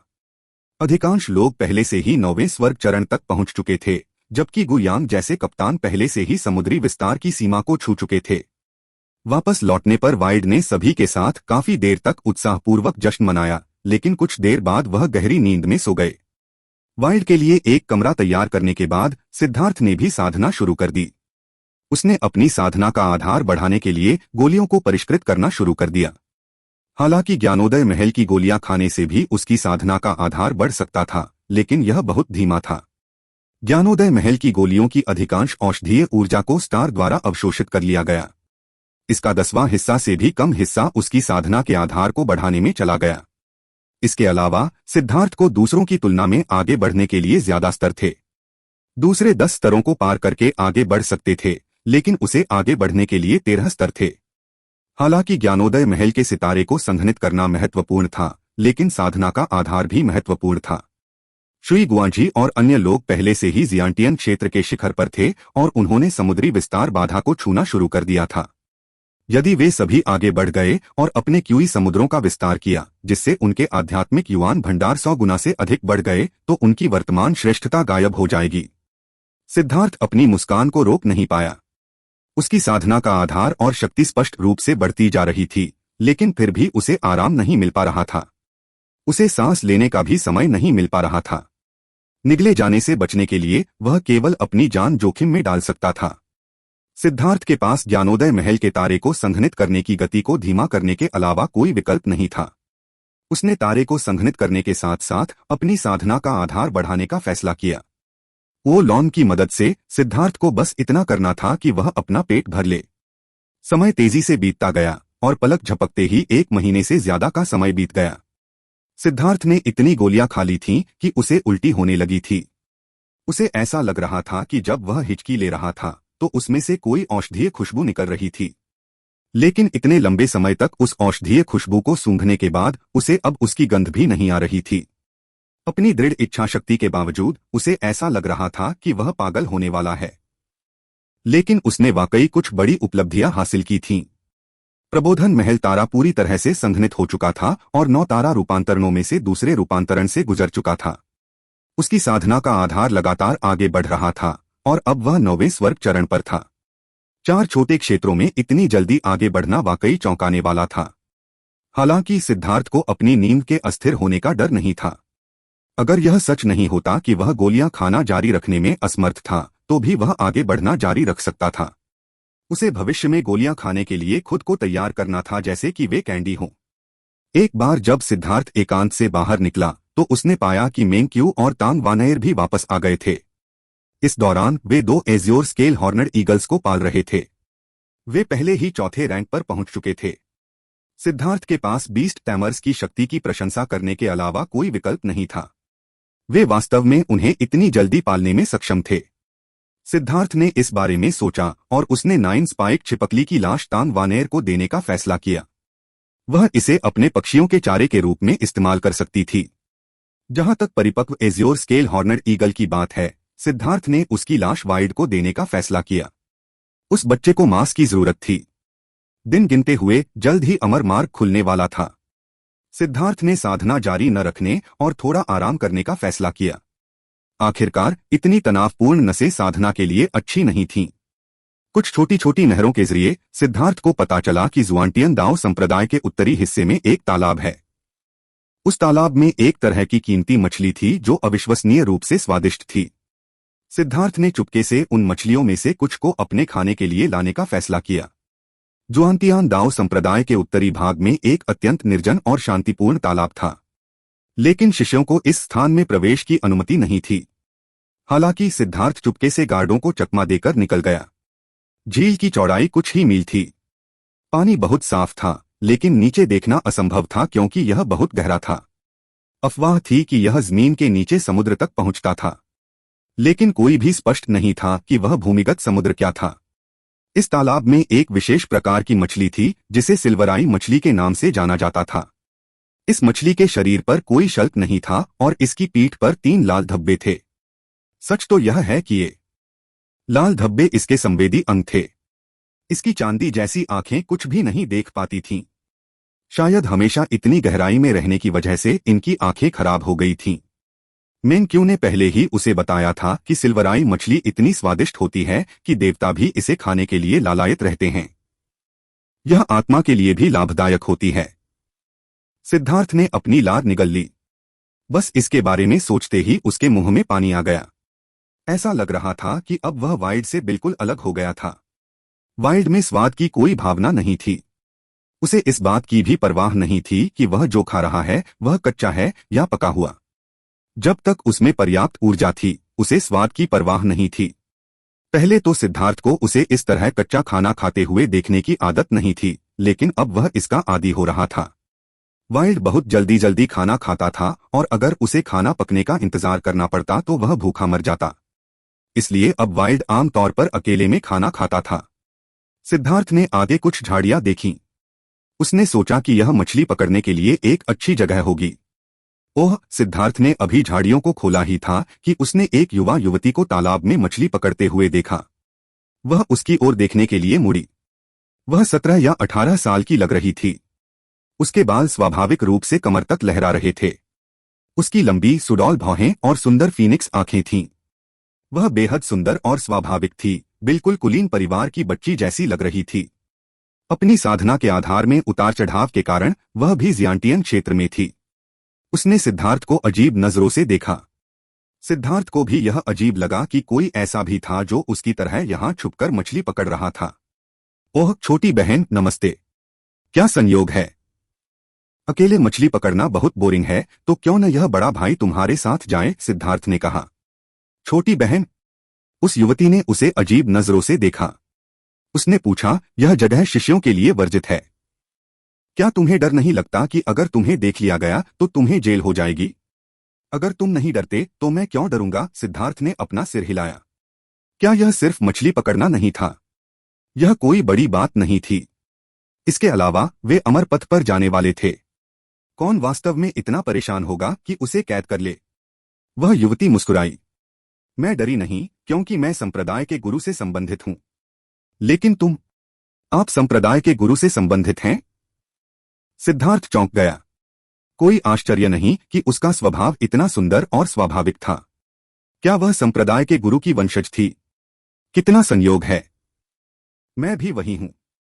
मैं संप्रदाय के गुरु की भतीजी के भतीजे का वंशज हूं। हालांकि हम इतने करीब नहीं हैं, लेकिन यह मायने रखता है, सिद्धार्थ ने बकवास की। उसने मछली पकड़ने वाली छड़ी निकाली और हुक बांधना शुरू कर दिया। ओह, मुझे कैसे पता नहीं था कि संप्रदाय के गुरु का ऐसा कोई रिश्तेदार भी है। युवती मुस्कुराई, जो मुस्कान जैसी नहीं लग रही थी। छी, क्या तुम अभी भी एक बच्ची नहीं हो? संप्रदाय का गुरु तुम्हें ऐसी बातें कैसे बता सकता है? विषय पर वापस आते हुए, क्या तुम जानती हो कि यह तालाब कितना गहरा है? सिद्धार्थ ने जल्दी से विषय बदल दिया। युवती ने जवाब दिया, लगभग 6000 मीटर। उसने उसके रिश्तेदार होने की स्थिति पर सवाल उठाना जारी नहीं रखा। इतना गहरा? सिद्धार्थ दंग रह गया। उसने अपनी छोटी सी डोरी को देखा। उसकी लंबाई 1000 मीटर से भी कम थी। यह भी काफी नहीं थी, क्योंकि सिल्वराई मछली तालाब के तल पर रहती थी। यहाँ तुम मेरी मछली पकड़ने की डोरी इस्तेमाल कर सकती हो। मेरे पास यहाँ बहुत सारी मछली पकड़ने की डोरियां हैं। उस युवती ने अपनी डोरी की ओर इशारा किया। सिद्धार्थ ने इसे प्राप्त किया और दंग रह गया। 7 सितारा गोल्ड सिल्क। यह वह सामग्री थी जिसका उपयोग आत्मा की वस्तुएं बनाने के लिए किया जा सकता था। यदि इसे नरम कवच में बनाया जाता तो इसका मूल्य खजाने की वस्तुओं के बराबर होता। लेकिन यह युवती वास्तव में इसे मछली पकड़ने की रेखा के रूप में उपयोग कर रही थी। वह वास्तव में अमीर थी। बहुत बहुत धन्यवाद। सिद्धार्थ ने डोरी ली। उस पर हुक लगाने के बाद उसने चारा निकाला। खुशबू की एक फुहार हवा में भर गई। युवती ने पूछा, यह कैसा चारा है? यह एक खास चारा है जिसे मैंने खास तौर पर सिल्वराई मछली को हुक करने के लिए बनाया है। मैंने सुना है कि यह अंधी होती है और चीजों को महसूस करने के लिए अपनी पीठ पर मौजूद फीलर्स पर निर्भर करती है, और यह भोजन को पहचानने के लिए अपनी नाक का भी इस्तेमाल करती है। यह ऐसी चीज है जिसे मैंने 7वें दर्जे के जादुई जानवरों के तेल से बनाया है। यह निश्चित रूप से इसे अपनी ओर खींचने में सक्षम होगी, सिद्धार्थ ने आत्मविश्वास से कहा। उसने उसे भी कुछ चारा दिया। मेरे लिए यह अशिष्टता होगी कि मैं उसका जवाब न दूं। तुम मेरा चारा आजमा सकती हो। उसने चारा तो प्राप्त कर लिया, लेकिन उसने तुरंत अपना चारा नहीं बदला। ऐसा इसलिए था क्योंकि अपनी लाइन को खींचना एक बहुत ही परेशानी वाली बात थी। सिद्धार्थ ने धीरे से अपनी लाइन छोड़ी, लेकिन इतने गहरे तालाब में नीचे तक पहुंचने में काफी समय लग गया। उसने पूछा, तुम यहां कब से मछली पकड़ रहे हो? तुमने कितनी मछलियां पकड़ी हैं? स्वाद कैसा है? मैं यहां कभी कभी मछली पकड़ने आती हूं, लेकिन मैं मछली खाने के लिए नहीं, बल्कि अपने दिल को शांत करने के लिए आती हूं। जहां तक स्वाद की बात है, मैंने इसे 7 या 8 बार खाया है। इसका स्वाद आपकी सोच से भी बेहतर है। एक बार जब आप इसे पकड़ लेंगे तो आपको पता चल जाएगा। वह मुस्कुराई। मैं नीचे पहुंच गया हूं। सिद्धार्थ को लगा कि उसकी लाइन हल्की हो गई है। उसने ऊंचाई को थोड़ा समायोजित किया ताकि वह जमीन से 3 मीटर ऊपर रहे। आप सिद्धार्थ हैं? युवती ने अचानक बोलने की पहल की। हाँ, और आप? मैं ओयांग क्यू। उसने एक पल की हिचकिचाहट के बाद जवाब दिया। यह सही है। आप परीक्षण में क्यों नहीं थे? सिद्धार्थ ने अचानक कहा। मैं इतनी मजबूत नहीं हूं। भले ही मैं संप्रदाय के गुरु की रिश्तेदार हूं, मुझे विशेष सुविधा नहीं मिल सकती। उसने बेबसी से कहा। कोई बात नहीं, चिंता मत करो। भविष्य में तुम्हारा बड़ा भाई तुम्हारा ख्याल रखेगा। अगर कोई तुम्हें परेशान करे तो बस मेरा नाम ले लेना। मैं तुरंत आकर उनके सिर पर वार करूंगा। सिद्धार्थ ने अपनी छाती थपथपाई। हाँ हाँ हाँ, यह अच्छा है। अपना वादा निभाओ। वह हंसी। चिंता मत करो, मेरे होते हुए 4 स्वर्गीय प्रतिभाशाली लोग भी तुम्हें धमकाने की हिम्मत नहीं कर सकते। यह मत सोचो कि सिर्फ इसलिए कि तुम संप्रदाय के गुरु से संबंधित हो, सब कुछ आसान हो जाएगा। आखिरकार किसी पद वाले व्यक्ति को हमेशा अपने सभी कार्यों पर सावधानी पूर्वक विचार करना पड़ता है। भले ही यह तुम्हारे लिए हो, संप्रदाय के गुरु को अभी भी विचार करना होगा कि इसे कैसे निष्पक्ष रखा जाए। लेकिन अगर कोई तुम्हें धमकाने की हिम्मत करता है तो मैं तुरंत उसके चेहरे पर थप्पड़ मार दूंगा। सिद्धार्थ ने अपने हाथ से थप्पड़ मारने का इशारा भी किया, जिससे ओयांग क्यू मुस्कुराने लगा। उसने चारा पकड़ लिया, और इतनी जल्दी सिद्धार्थ को अचानक लगा कि उसकी लाइन भारी हो गई है। वह लगभग पानी में खींच लिया गया था, तभी वह अचानक पकड़ा गया। ओयांग क्यू ने चौंक कर उसे जल्दी से पीछे खींच लिया। लगता है इस बार बड़ी मछली होगी। सिद्धार्थ ने खुद को स्थिर किया। वह अविश्वसनीय रूप से उत्साहित था। अपनी दिव्य भावना को कुंड में मत भेजो। वह विशेष पत्थर हैं जो आपकी आध्यात्मिक शक्ति को तुरंत समाप्त कर देंगे। ओयांग क्यू ने उसकी हरकतें देखकर चेतावनी दी। सिद्धार्थ ने जल्दी से अपनी दिव्य भावना को वापस ले लिया। अब वह यह नहीं देख पा रहा था कि मछली कितनी बड़ी थी, या वह सिल्वराई मछली खींच रहा था या कुछ और। एकमात्र बात यह थी कि सिद्धार्थ ने पाया कि जो कुछ भी था वह बेहद मजबूत था। तुमने पहले जो सिल्वराई मछली पकड़ी थी वह कितनी बड़ी थी? ओयांग क्यू ने कहा। छोटे वाले आधे फुट के थे, जबकि बड़े वाले 3 फुट के थे। खिंचाव इतना मजबूत होने का एकमात्र कारण यह है कि वे कितने गहरे हैं। चाहे यह कितना भी बड़ा क्यों न हो, यह संभवतः इतना शक्तिशाली नहीं हो सकता। यह शक्ति छठे दर्जे के जादुई जानवर के स्तर की है। सिद्धार्थ अवाक रह गया। यह शक्तिशाली खींचने वाली शक्ति बहुत शक्तिशाली थी। अगर यह कोई और होता तो शायद वे इसकी ताकत से घायल हो जाते। क्या आप मुझे इसे आजमाने देंगे? ओयांग क्यू ने पूछा। यह कोई मायने नहीं रखता कि कौन है। अभी बल प्रयोग करने का समय नहीं है। यह जो भी चीज है, यह लगातार नीचे जमीन में अपना रास्ता खोदने की कोशिश कर रही है। अगर आप बल प्रयोग करेंगे तो डोरी टूट जाएगी। हम इसके साथ सिर्फ सहनशक्ति की लड़ाई ही लड़ सकते हैं। उम्मीद है कि रेशम लंबे समय तक टिका रह सकता है। सिद्धार्थ ने धीरे से डोरी छोड़ी। जब उसने लाइन छोड़ी तो लाइन पर खिंचाव कम हो गया। फिर उसने धीरे धीरे उसे वापस खींचना शुरू कर दिया। यह मछली पकड़ने वाली छड़ी कुछ ऐसी थी जिसे गुओ रान ने खजाने की वस्तु के टुकड़ों से बनाया था। सिद्धार्थ को इस पर पूरा भरोसा था। उसे बस रेशम की चिंता थी। आखिरकार उसके पास सिर्फ एक ही धागा था और उसे डर था कि अगर उसे किसी पत्थर या ऐसी ही किसी चीज से खींचा गया तो वह टूट सकता है। 2 घंटे बाद उसे लगा कि उसने जो भी हुक पकड़ा था उसकी ताकत कमजोर हो गई है। उसने धीरे धीरे लाइन को और ज्यादा खींचा। पानी में एक बहुत बड़ी आकृति को देखकर सिद्धार्थ और ओयांग क्यू दोनों चौंक गए। यह 10 मीटर लंबी एक बहुत बड़ी मछली थी। उसमें से एक सुनहरी रोशनी चमक रही थी और उसकी आंखें चांदी की नहीं बल्कि सोने की थीं। वास्तव में पूरी मछली सोने की बनी हुई लग रही थी। क्या यह सचमुच सिल्वराई मछली है? सिद्धार्थ ने पूछा। हाँ, यह है। लेकिन यह एक मछली राजा है। भगवान, अपने सभी वर्षों में मैंने कभी मछली राजा नहीं खाया, ओयांग क्यू ने कहा। सिद्धार्थ ने अपने हाथ से मछली को बेहोश कर दिया। उसे किनारे पर खींचकर लाते समय वे दोनों ही बहुत उत्साहित थे। छोटी बहन क्यू, चलो, मैं तुम्हें कुछ भुनी हुई मछली खिलाऊंगा, सिद्धार्थ ने मछली को थपथपाते हुए हंसते हुए कहा। ओयांग क्यू हंस पड़ी। उसकी मुस्कान थोड़ी अजीब थी, लेकिन सिद्धार्थ ने कभी ध्यान नहीं दिया। मैं अभी इस मछली को गुप्त रूप से ले आता हूं और फिर हम इसे खाने के लिए एक गुप्त स्थान ढूंढ सकते हैं, सिद्धार्थ ने कहा। इन सब की कोई जरूरत नहीं है। यहां से कुछ ही दूरी पर एक सुंदर लॉन है जहां से खूबसूरत नजारे दिखते हैं। और मेरे मौजूद होने पर संप्रदाय के गुरु के अलावा कोई भी हमारे लिए मुश्किलें खड़ी करने की हिम्मत नहीं कर सकता। ओयांग क्यू ने अपना हाथ हिलाया। यह भी बढ़िया है। फिर हम इसे यहीं पकाएंगे। यहाँ मैं मछली को अभी तुम्हारे पास छोड़ता हूँ। कुछ बढ़िया जलाऊ लकड़ी तैयार करो। इस तरह की मछली के लिए हमें इसके स्वाद से मेल खाने के लिए कुछ बेहतरीन जलाऊ लकड़ी की जरूरत होगी। मछली राजा को ओयांग क्यू को सौंपने के बाद सिद्धार्थ मेंगक्वी और तांग वानेर को लेने के लिए वापस चला गया। ओयांग क्यू को देखते ही तांग वानेर चिल्ला पड़ी, सिद्धार्थ, मैं सच में तुम्हारी प्रशंसा करती हूँ। मछली पकड़ते समय तुमने एक छोटी बहन को भी पकड़ लिया। तुम सच में मल्टीटास्किंग करना जानते हो। वानेर मेंगक्वी ने उसकी ओर घूरकर देखा। हाँ, यह ठीक है। हम सभी जुआनटियन दाओ संप्रदाय के सदस्य हैं, इसलिए एक दूसरे के सामने संयमित होने की कोई जरूरत नहीं है। मैं वास्तव में ऐसा मजाक सुनकर बहुत खुश हूं, ओयांग क्यू मुस्कुराया। वाह, कितनी अच्छी खुशबू है। इस समय सिद्धार्थ ने मछली पका ली थी।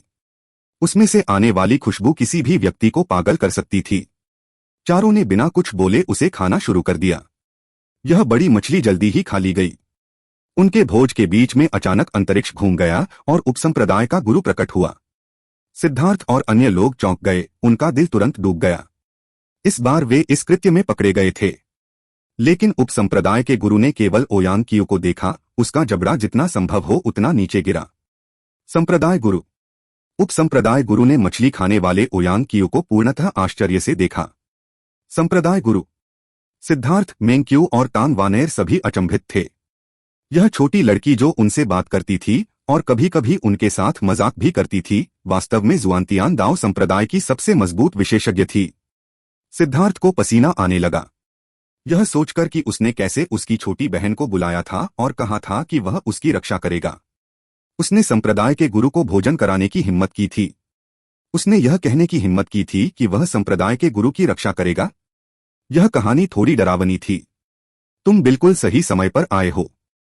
सिद्धार्थ ने सिल्वराई फिश किंग पकड़ा है और इसका स्वाद निश्चित रूप से अविस्मरणीय है। तुम्हें भी कुछ खाना चाहिए। ओयांग क्यू ने खाना पकाने की रैक पर रखी मछलियों की ओर इशारा किया, जिसका मतलब था कि उसे शिष्टाचार के नाते खड़े नहीं होना चाहिए और उनके साथ खाना चाहिए। खांसी, मैं नहीं मानूंगा। मैं आपसे यह पूछने आया हूं कि हमें यहां से निकलने से पहले उड़ने वाली नाव का परीक्षण करना चाहिए या नहीं, उपसंप्रदाय के गुरु ने कहा।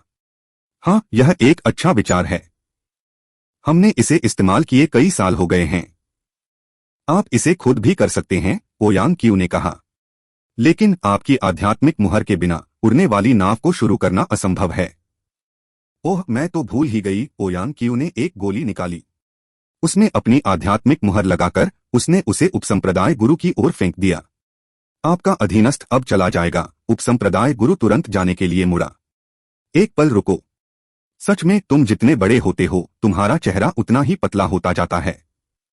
संप्रदाय का प्रबंधन करने के लिए तुम्हें हर समय इतना गंभीर रहने की जरूरत नहीं है। ओयांग क्यू ने अपने हाथ से मछली के मांस का एक टुकड़ा काटा और उसे उपसंप्रदाय के गुरु को भेज दिया।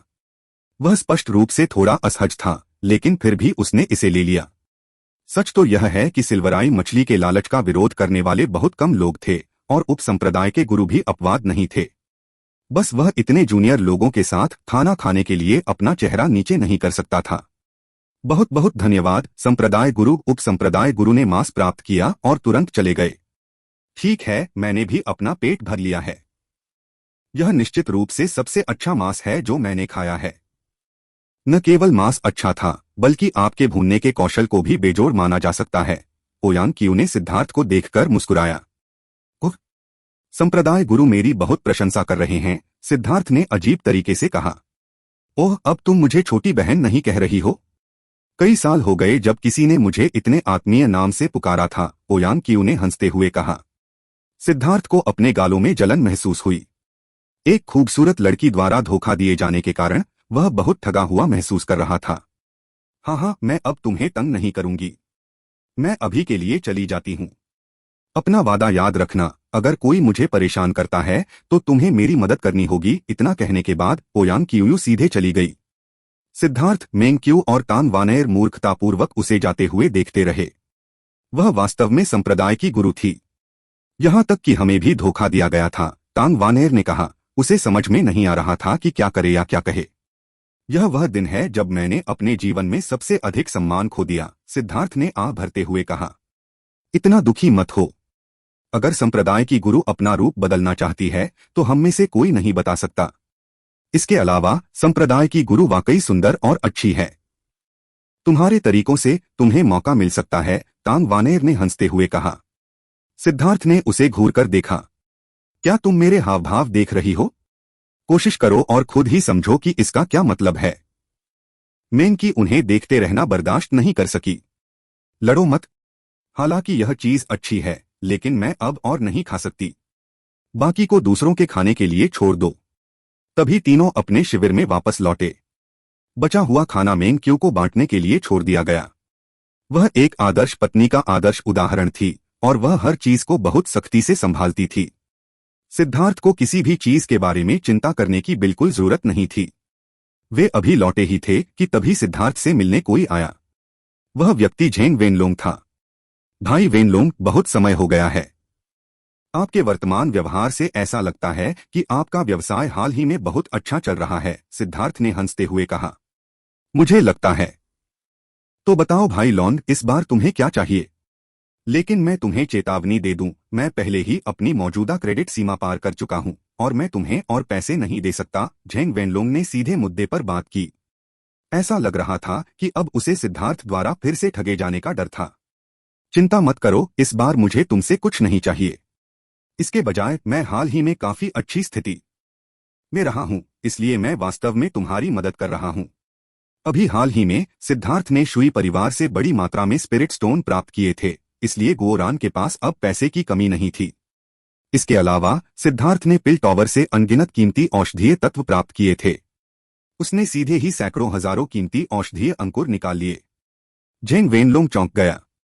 यह एक अविश्वसनीय मात्रा थी। मुझे फिलहाल किसी मदद की जरूरत नहीं है, और ये औषधीय अंकुर आपकी थोड़ी मदद कर सकते हैं, सिद्धार्थ ने हंसते हुए कहा।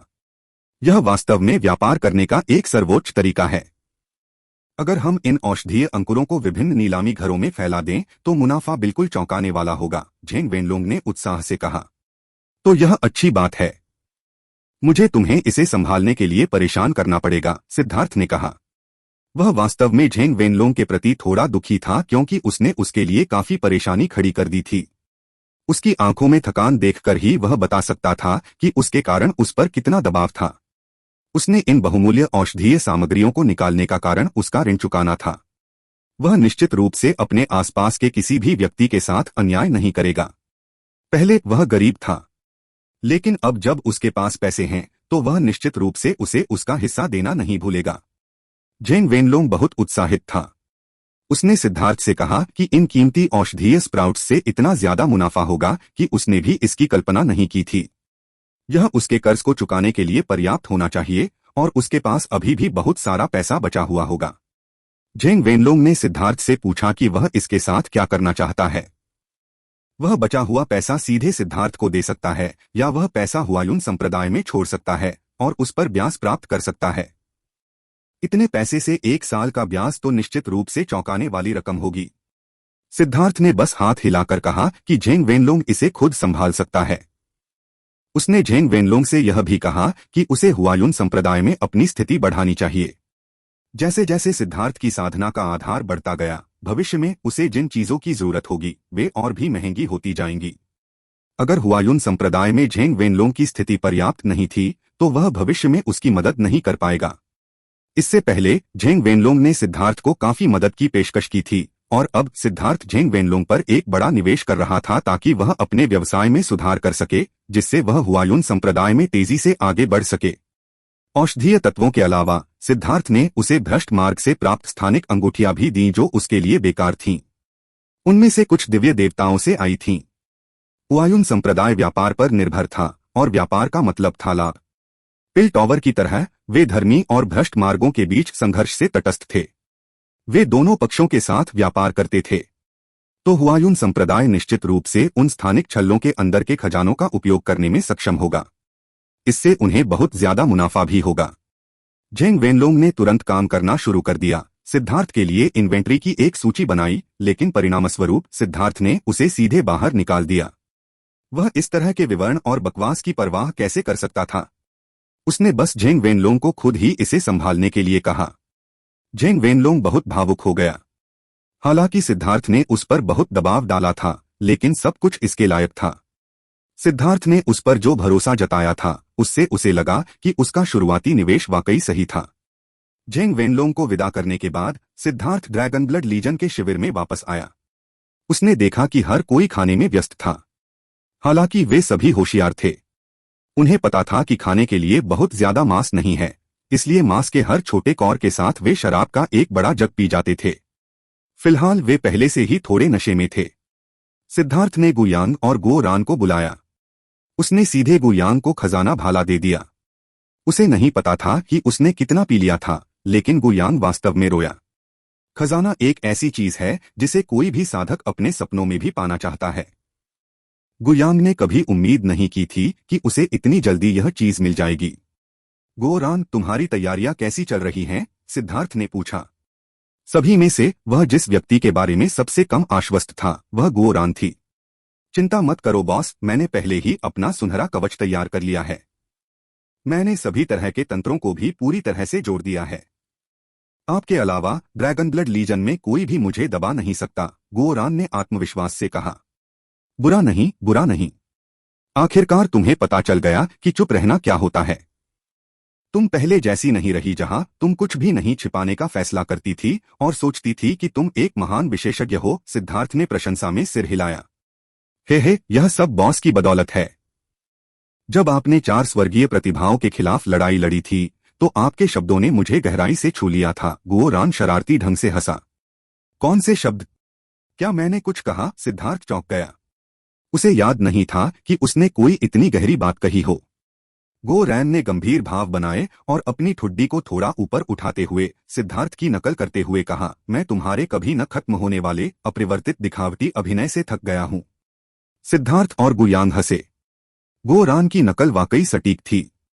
यहां तक कि सिद्धार्थ की आवाज भी पूरी तरह से नकल की गई थी।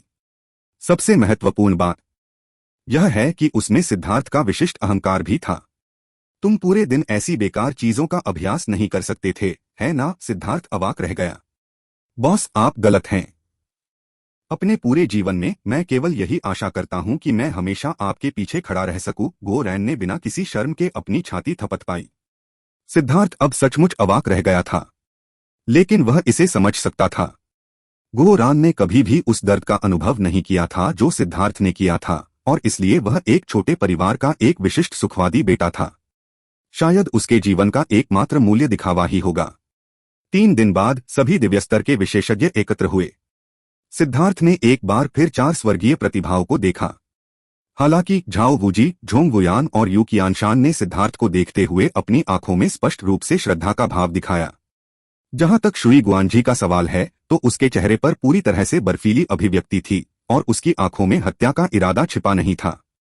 भाई लॉन्ग, जब तक तुम यह शब्द कहते रहोगे मैं उसे अपने क्लब के एक ही वार से मार डालूंगा। वाइड सबसे पहले चिढ़ गया। अगली बार? यह सही समय नहीं है। सिद्धार्थ ने अपना सिर हिलाया। हालांकि शुई गुआनजी तीसरे दर्जे का दिव्य बन गया था, फिर भी सिद्धार्थ को उसे गंभीरता से लेने की जरूरत नहीं थी। उसकी नजर में वह सिर्फ तीसरे दर्जे का स्वर्गीय दांवफल था। बाकी लोग वाइल्ड को हैरानी से देखने लगे। वाइल्ड से आ रही उस उन्मत्त ऊर्जा ने उन्हें कांपने पर मजबूर कर दिया। ऐसा लग रहा था जैसे वाइल्ड कोई राक्षस है जो किसी भी क्षण लोगों को मारना शुरू कर सकता है। शुई गुआनजी भी कांप उठा। उसने वाइल्ड के बारे में सुना था, लेकिन उसे व्यक्तिगत रूप से देखकर उसके विशेषज्ञ अंतर्ज्ञान ने उसे बताया कि वाइल्ड उसके लिए एक घातक खतरा है। यह भावना सिद्धार्थ से मिली भावना से भी अधिक मजबूत थी। सिद्धार्थ, मुझे तुम्हें अमर पथ में मत ढूंढने दो या मैं हमारे बीच के ऋणों को ठीक से निपटा दूंगा। हालांकि वह वाइल्ड से थोड़ा डरता था, फिर भी उसने अपना मुंह खोला। बेवकूफ, क्या तुम देखते हो कि मेरे बॉस ने तुम पर जरा भी ध्यान दिया है? अगर यह सही जगह होती तो तुम पहले ही मर चुके होते। मैं सच में सवाल करता हूं कि जब तुम पैदा हुए थे तो तुम्हारा दिमाग प्लेसेंटा में छोड़ा गया था या नहीं? गो रैन ने शाप दिया। धमाका! अचानक एक शक्तिशाली स्थानिक उतार चढ़ाव भड़क उठा, जिससे उनकी मौखिक बहस बंद हो गई। उनके ऊपर एक विशाल उड़ने वाली नाव दिखाई दी। सभी ने जल्दी से अपना मुंह बंद कर लिया। उड़ने वाली नाव धीरे धीरे नीचे उतरी। यह 300 मीटर से ज्यादा लंबी थी और इसका पूरा शरीर सुनहरा था। यह भव्य और आलीशान लग रहा था और इसकी सतह पर अनगिनत संरचना के निशान चमक रहे थे। लाल वस्त्र पहने एक सुंदर और मनोहर स्त्री नाव से उतरी। नमस्कार संप्रदाय गुरु। उपसंप्रदाय गुरु सहित सभी ने जल्दी से सिर झुकाया। सिद्धार्थ भी अजीब तरह से उनके पीछे चला गया। ओयांग कियू ने थोड़ा सिर हिलाया। सभी शिष्य अब नाव पर चढ़ सकते हैं। समय लगभग आ गया है। सिद्धार्थ और अन्य लोग उपसंप्रदाय गुरु के इशारे पर नाव में चढ़ गए। ऊपर आने के बाद ही उन्हें एहसास हुआ कि यह नाव वाकई कितनी आलीशान थी। यह वास्तव में एक खजाने की वस्तु है। गो रैन ने तुरंत इसका स्तर पहचान लिया। फ्लाइंग बोट का ऊपरी हिस्सा बहुत विशाल था और उसमें कई भव्य सजावटें थीं, जिनमें से कुछ पर चाय और जलपान भी था। यह बेहद आरामदायक था। इसके अलावा उड़ने वाली नाव के चारों ओर एक पारदर्शी अवरोध भी था। उड़ते समय भी उन्हें हवा का हल्का सा झोंका भी महसूस नहीं होता था। यह आरामदायक और सुरक्षित दोनों था। शिष्यों ने अपने लिए बैठने की जगह ढूंढ ली। वे सभी नाव के सामने खड़ी परी जैसी महिला के प्रति श्रद्धा से भर गए। वास्तव में वे उसे देखने के लिए अपना सिर उठाने की भी हिम्मत नहीं कर पा रहे थे। यह जुआनटियन दाओ संप्रदाय की नंबर 1 व्यक्ति थी। वह राजा बनने के बेहद करीब थी। पूरे पूर्वी बंजर भूमि में सर्वोच्च व्यक्तियों में से एक थी। एक बार जब सभी उठ गए तो ओयांग कियू ने नाव को चालू कर दिया। यह धीरे धीरे हवा में उड़ने लगी। फिर नाव कांपने लगी और हवा में प्रकाश की किरण की तरह आगे बढ़ी। जुआनटियन दाओ संप्रदाय तेजी से उनकी नजरों में सिमट गया, जब तक कि वह कुछ ही सांसों में गायब नहीं हो गया। वे सभी इस गति से चौंक गए। इसके अलावा यह और भी तेज होती जा रही थी। चिंता करने की कोई जरूरत नहीं है। हमें सभा स्थल तक पहुंचने में कुछ दिन लगेंगे। अगर आप सभी अभी से चुप हो जाएंगे तो समय और भी धीरे धीरे बीतता हुआ लगेगा। ओयांग क्यू ने सभी को देखकर सौहार्दपूर्ण ढंग से मुस्कुराया, लेकिन फिर भी किसी ने बोलने की हिम्मत नहीं की, क्योंकि वे सभी उसके प्रति श्रद्धा से भरे हुए थे। चाहे वे कितने भी निर्लज्ज क्यों न हो, वे संप्रदाय के गुरु के सामने बेलगाम होने की हिम्मत नहीं कर सकते थे। यहाँ तक कि शुई गुआनजी, झाओ वूजी और अन्य सभी अब बहुत ही संयमित थे। पूर्वी बंजर भूमि के एक शीर्ष व्यक्ति के सामने उन्हें बहुत अधिक दबाव महसूस हुआ। जहां तक सिद्धार्थ की बात है, वह बेपरवाह था। उसने पहले ही कुछ शर्मनाक काम कर लिया था, इसलिए कुछ और करने से कोई फर्क नहीं पड़ता। संप्रदाय गुरु, हमें परिवहन संरचनाओं का उपयोग करने के बजाय उड़ने वाली नाव का उपयोग करने की आवश्यकता क्यों है? सिद्धार्थ ने पूछा। क्योंकि हम जिस जगह जा रहे हैं वहां हमारे बीच 3 स्थानिक तूफान क्षेत्र हैं। वहां अंतरिक्ष बहुत अस्थिर है और वहां से गुजरने के लिए परिवहन संरचना बनाना असंभव है। हम केवल उड़ सकते हैं, ओयांग क्यू ने कहा। वह शिष्टाचार के कारण खड़ी नहीं हुई। बस ऐसे ही वह सिद्धार्थ के बगल में बैठी और उसी तरह स्वाभाविक व्यवहार कर रही थी जैसे उसने उसके साथ मछली खाते समय किया था। हालांकि सिद्धार्थ स्पष्ट रूप से थोड़ा अस्वाभाविक था। वह थोड़ा बेचैन था और एक विनम्र दूरी बनाए रखता था। मुख्य बात यह थी कि दबाव बहुत ज्यादा था। बहन खांसी, संप्रदाय गुरु, तूफान क्षेत्रों से आपका क्या मतलब है? तांग वानेर ने अजीब तरीके से पूछा। उसे अपनी बहन को बुलाने की आदत हो गई थी। छोटी बहन वानेर, छोटी बहन मेंग्क्यू, आप मुझे वैसे ही बुला सकती हैं जैसे आप पहले बुलाती थीं। मुझे इस तरह का नाम ज्यादा पसंद है, ओयांग क्यू ने हंसते हुए कहा। हर कोई चौंक गया। मेंग्क्यू और तांग वानेर के लिए यह पूरी तरह से अप्रत्याशित था कि वे वास्तव में संप्रदाय के गुरु को जानते थे। इसके अलावा वे उससे बहुत परिचित लग रहे थे। संप्रदाय की गुरु हमेशा से ही एक अत्यंत रहस्यमयी व्यक्ति रही हैं। यहाँ तक कि उनके मठ प्रमुखों ने भी उन्हें कभी नहीं देखा था। एक बार हमारी दुनिया में एक बहुत बड़ी, स्वर्ग को हिला देने वाली लड़ाई लड़ी गई थी। उस लड़ाई ने दुनिया की संरचना को ही बदल दिया और मार्शल हेवन महाद्वीप 5 टुकड़ों में विभाजित हो गया। वे हैं पूर्वी बंजर भूमि, पश्चिमी रेगिस्तान, दक्षिणी समुद्र, उत्तरी स्रोत और केंद्रीय मैदान, ओयांग क्यू ने कहा। हर कोई हैरान था। तो ये 5 क्षेत्र प्राकृतिक नहीं थे, बल्कि एक बहुत बड़ी लड़ाई का नतीजा थे। तो फिर वह लड़ाई किस तरह के चौंकाने वाले स्तर तक पहुंच गई थी? वह लड़ाई बहुत पहले हुई थी, इसलिए उसका पता लगाना लगभग असंभव है। किंवदंतियों के अनुसार यह देवताओं की लड़ाई थी, लेकिन किंवदंतियों पर कितना भरोसा किया जाए, यह हर व्यक्ति के निजी निर्णय पर निर्भर करता है। हालांकि वह लड़ाई वाकई भयानक थी। यह बहुत पहले हुई थी, इसलिए कोई भी इसे याद नहीं कर सकता, लेकिन कई जगहें ऐसी थीं जहां अंतरिक्ष नष्ट हो गया था। ओयांग क्यू ने बताया, हालांकि दुनिया इससे उबरने की कोशिश कर रही है, लेकिन पुराने घाव अपने पीछे निशान छोड़ गए हैं। नतीजतन इस दुनिया में कई जगहें ऐसी हैं जहां परिवहन संरचनाएं स्थापित करने के लिए जगह बहुत अस्थिर है। संप्रदाय गुरु, शिष्य को कुछ समझ में नहीं आ रहा है, झोंगुयान ने अचानक कहा। आगे बढ़ो। ओयांग क्यू प्रोत्साहन के साथ मुस्कुराया। यह देखकर कि ओयांग क्यू से बात करना इतना आसान था, झोंगुयान की घबराहट बहुत कम हो गई। मैं जानना चाहता हूं, आखिर हम किस तरह की दुनिया में रहते हैं? सनातन पथ किस तरह का अस्तित्व है? बाकी सभी के कान खड़े हो गए। यह भी एक ऐसी बात थी जो वे सभी जानना चाहते थे। दुनिया की संरचना के संबंध में मैं भी कई चीजों के बारे में निश्चित नहीं हूं। यह दुनिया 3 आयामी है, लेकिन यह एक सपाट विमान भी है। शायद इसे इस तरह कहना आपके लिए समझना मुश्किल हो, इसलिए मैं इसे दूसरे तरीके से कहूंगा। ट्रांसपोर्टेशन फॉर्मेशन स्पेस को मोड़कर काम करता है, जिससे 2 स्पॉट जुड़ जाते हैं, जिससे उनके बीच की दूरी 0 हो जाती है। लेकिन यह इस शर्त पर है कि स्पेस स्थिर हो, साथ ही सही स्थानिक नोड का पता लगाना भी हो। अगर आप इसके बारे में ज्यादा जानना चाहते हैं, तो आपको फॉर्मेशन मास्टर को ढूंढना होगा और वे आपको ज्यादा विस्तृत जवाब दे पाएंगे। यहां तक कि इसके बारे में मेरी जानकारी भी सीमित है। तो यह इस बारे में स्पष्टीकरण है कि यह कैसे समतल है। लेकिन दुनिया भी त्रिआयामी है। हमारी दुनिया भी अंतहीन समतल स्थानों से घिरी हुई है। शायद यह बहुत भ्रामक है। अगर मैं एक सादृश्य बनाऊं, तो हमारी दुनिया एक बुलबुले की तरह होगी और हमारे चारों ओर अनगिनत बुलबुले भी हैं। हम सभी एक साथ कसकर बंधे हुए हैं। यह एक मधुकोश के समान भी है, लेकिन हम सिर्फ 6 दुनियाओं से नहीं घिरे हुए हैं। इसलिए यह मत सोचिए कि यह एकमात्र दुनिया है। इसके अलावा हमारे बगल में मौजूद बाहरी दुनिया से परे भी दुनियाएं हैं। हालांकि हम उन दुनियाओं से कानूनों द्वारा अलग थलग हैं, इसलिए हम उन्हें नहीं देख सकते। मैं आपको यह सब इसलिए बता रहा हूं क्योंकि अमर मार्ग उन गुप्त लोकों से अलग है जिनके बारे में आप जानते हैं।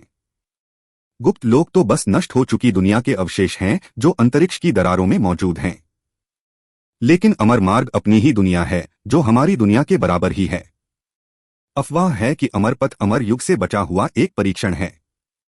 अमर या भगवान बनने के रहस्य इसके भीतर हैं। हालांकि वह दुनिया बर्बाद हो गई थी। इसे जो नुकसान हुआ वह हमारी दुनिया को हुए नुकसान से भी ज्यादा था, और यह लगभग पूरी तरह से ढह गया। इमेमोरियल पाथ के भीतर के नियम अधूरे हैं। एक बार जब आप प्रवेश करते हैं तो आप पा सकते हैं कि आपकी शक्ति कभी कभी प्रतिबंधित होती है, लेकिन सौभाग्य से वहां के नियम सेलेस्टियल के अनुकूल हैं और आप अभी भी स्वर्गीय दाऊस की अपनी पुकार को बुलाने में सक्षम होंगे। सभी लोग सिद्धार्थ की ओर देखने लगे। श्री गुआंजी और अन्य लोगों के चेहरे पर खुशी के भाव थे। सिद्धार्थ के दिल में उपहास की भावना उभर आई। ये उसके साथी थे। दूसरों को लाभ में देखकर वे ईर्ष्या करते थे, दूसरों को नुकसान में देखकर वे हंसते थे। अचानक उड़ती हुई नाव हिलने लगी। अनगिनत रून प्रकाश की परतें बनाने लगे। आसमान में अंधेरा छा गया, जिससे सभी चौंक गए। ओयांग क्यू ने कहा, डरो मत। यह पहला तूफान क्षेत्र है। यहां जगह कम है और हम केवल आगे बढ़कर ही निकल सकते हैं। हम कुछ ही देर में निकल जाएंगे। हालांकि ओयांग क्यू ने उन्हें सांत्वना दी, लेकिन लोग अभी भी थोड़े डरे हुए थे। वे अचानक नाव के बाहर कुछ भी देखने में असमर्थ हो गए। ऐसा लग रहा था जैसे उन्हें अंधेरे ने निगल लिया हो। इसके अलावा उड़ती हुई नाव बहुत तेजी से हिल रही थी और प्रकाश की दीवारें भी हिल रही थीं। ऐसा लग रहा था कि वे किसी भी क्षण टूट जाएंगी। हालांकि यह अंधेरा ज्यादा देर तक नहीं रहा और उन्हें एक बार फिर रोशनी दिखाई दी। अचानक लोगों को एक तेज आवाज सुनाई दी। वे जल्दी से स्रोत की ओर मुड़े और देखा कि वाइड अपनी कुर्सी पर खर्राटे ले रहा था। वे अवाक रह गए। आखिर उसे यहां सोने के लिए कितना आत्मविश्वास होना चाहिए था। माफ करना, वाइड हाल ही में बहुत थका हुआ है, इसलिए उसे पूरी नींद लेने की जरूरत है। सिद्धार्थ ने ओयांग क्यू से माफी मांगी। आखिरकार संप्रदाय के गुरु के सामने सोना उसके लिए वाकई अशिष्टता थी। लेकिन सिद्धार्थ जानता था कि यह वाइड का अपनी ऊर्जा को बचाए रखने का तरीका था। इसके अलावा वाइड इतने लंबे समय से अकेला और पीड़ित था। उसका दिल थक गया था। सभी को पाकर उसकी नसें तुरंत शांत हो गईं। उसे कुछ समय चाहिए था। ओयांग क्यू ने बस थोड़ा सा मुस्कुराया और कहा कि उसे इससे कोई परेशानी नहीं है। जब उसकी नजर वाइड पर पड़ी तो उसकी आंखों में सदमा झलक गया, लेकिन उसने कुछ नहीं कहा। वाइड से अपनी नजर हटाते हुए उसने सभी से कहा, आप हमारे जुआंटियन दाओ संप्रदाय के प्रतिभाशाली लोग हैं। आपके अपने व्यक्तित्व और विचार हैं। हालांकि मैं आशा करती हूं कि आप एकजुट होंगे, लेकिन यह वास्तव में संभव नहीं है, इसलिए मैं प्रयास को बर्बाद नहीं करना चाहती। मैं तुम्हें सिर्फ एक बार चेतावनी दे दूंगा। एक बार जब तुम अमर मार्ग में प्रवेश कर जाओगे तो चाहे तुम कोई भी हो, तुम्हारे बचने की संभावना निश्चित रूप से 50% से ज्यादा नहीं होगी। इसका साधना आधार से कोई लेना देना नहीं है। वास्तव में ज्यादा मजबूत विशेषज्ञों की मृत्यु दर आमतौर पर ज्यादा होती है। क्या? क्यों? क्योंकि आप जितने अधिक शक्तिशाली होंगे उतनी ही अधिक चीजें आप अमर मार्ग के भीतर देख पाएंगे, ऐसी चीजें जिन्हें देखने की योग्यता दूसरों में भी नहीं है। सिद्धांत बहुत सरल है। जो लोग डूबते हैं वे ऐसे लोग हैं जो तैरना जानते हैं। एक तरफ क्योंकि वे मजबूत होते हैं, वे घमंडी हो जाते हैं और अधिक कठिन चीजों को चुनौती देते हैं। दूसरी तरफ मजबूत लोगों के मजबूत अस्तित्व में आने की संभावना अधिक होती है, और मजबूत अस्तित्व को केवल भाग्य से नहीं हराया जा सकता। इसलिए आप जितने मजबूत होंगे, आपके गिरने की संभावना उतनी ही अधिक होगी, ओयांग क्यू ने कहा। सभी ने सिर हिलाया। उच्च जोखिम के साथ उच्च पुरस्कार भी जुड़े थे, और अगर आपने अपनी क्षमताओं का गलत आकलन किया तो वह जोखिम आपकी जान ले सकता है। संक्षेप में कहें तो चाहे आपके अंदर कोई भी अवसर क्यों न आए, पहले यह न सोचें कि आप उसे कैसे प्राप्त करेंगे, बल्कि यह सोचें कि क्या आपके पास उसका आनंद लेने के लिए जीवन होगा। अगर आप कुछ प्राप्त भी कर लेते हैं तो भी आपके पास उसे बनाए रखने की शक्ति नहीं होगी। मुझे आपको बस इतना ही बताना है। किसान सभी जुआरी हैं। अगर आप जीतते हैं तो आप आगे बढ़ सकते हैं और अगले दांव पर आगे बढ़ सकते हैं। अगर आप हार जाते हैं तो सब कुछ खत्म हो जाएगा। वापसी का कोई मौका नहीं होगा। इतना कहने के बाद ओयांग क्यू ने फिर कुछ नहीं कहा। सबके दिल थोड़े भारी हो गए। हालांकि सिद्धार्थ को कोई दबाव महसूस नहीं हुआ। किस्मत की तुलना में उसे अपनी ताकत पर ज्यादा भरोसा था। 3 दिन बीत गए। आखिरकार उड़ने वाली नाव धीमी पड़ने लगी और उनके सामने एक बंजर जमीन दिखाई दी।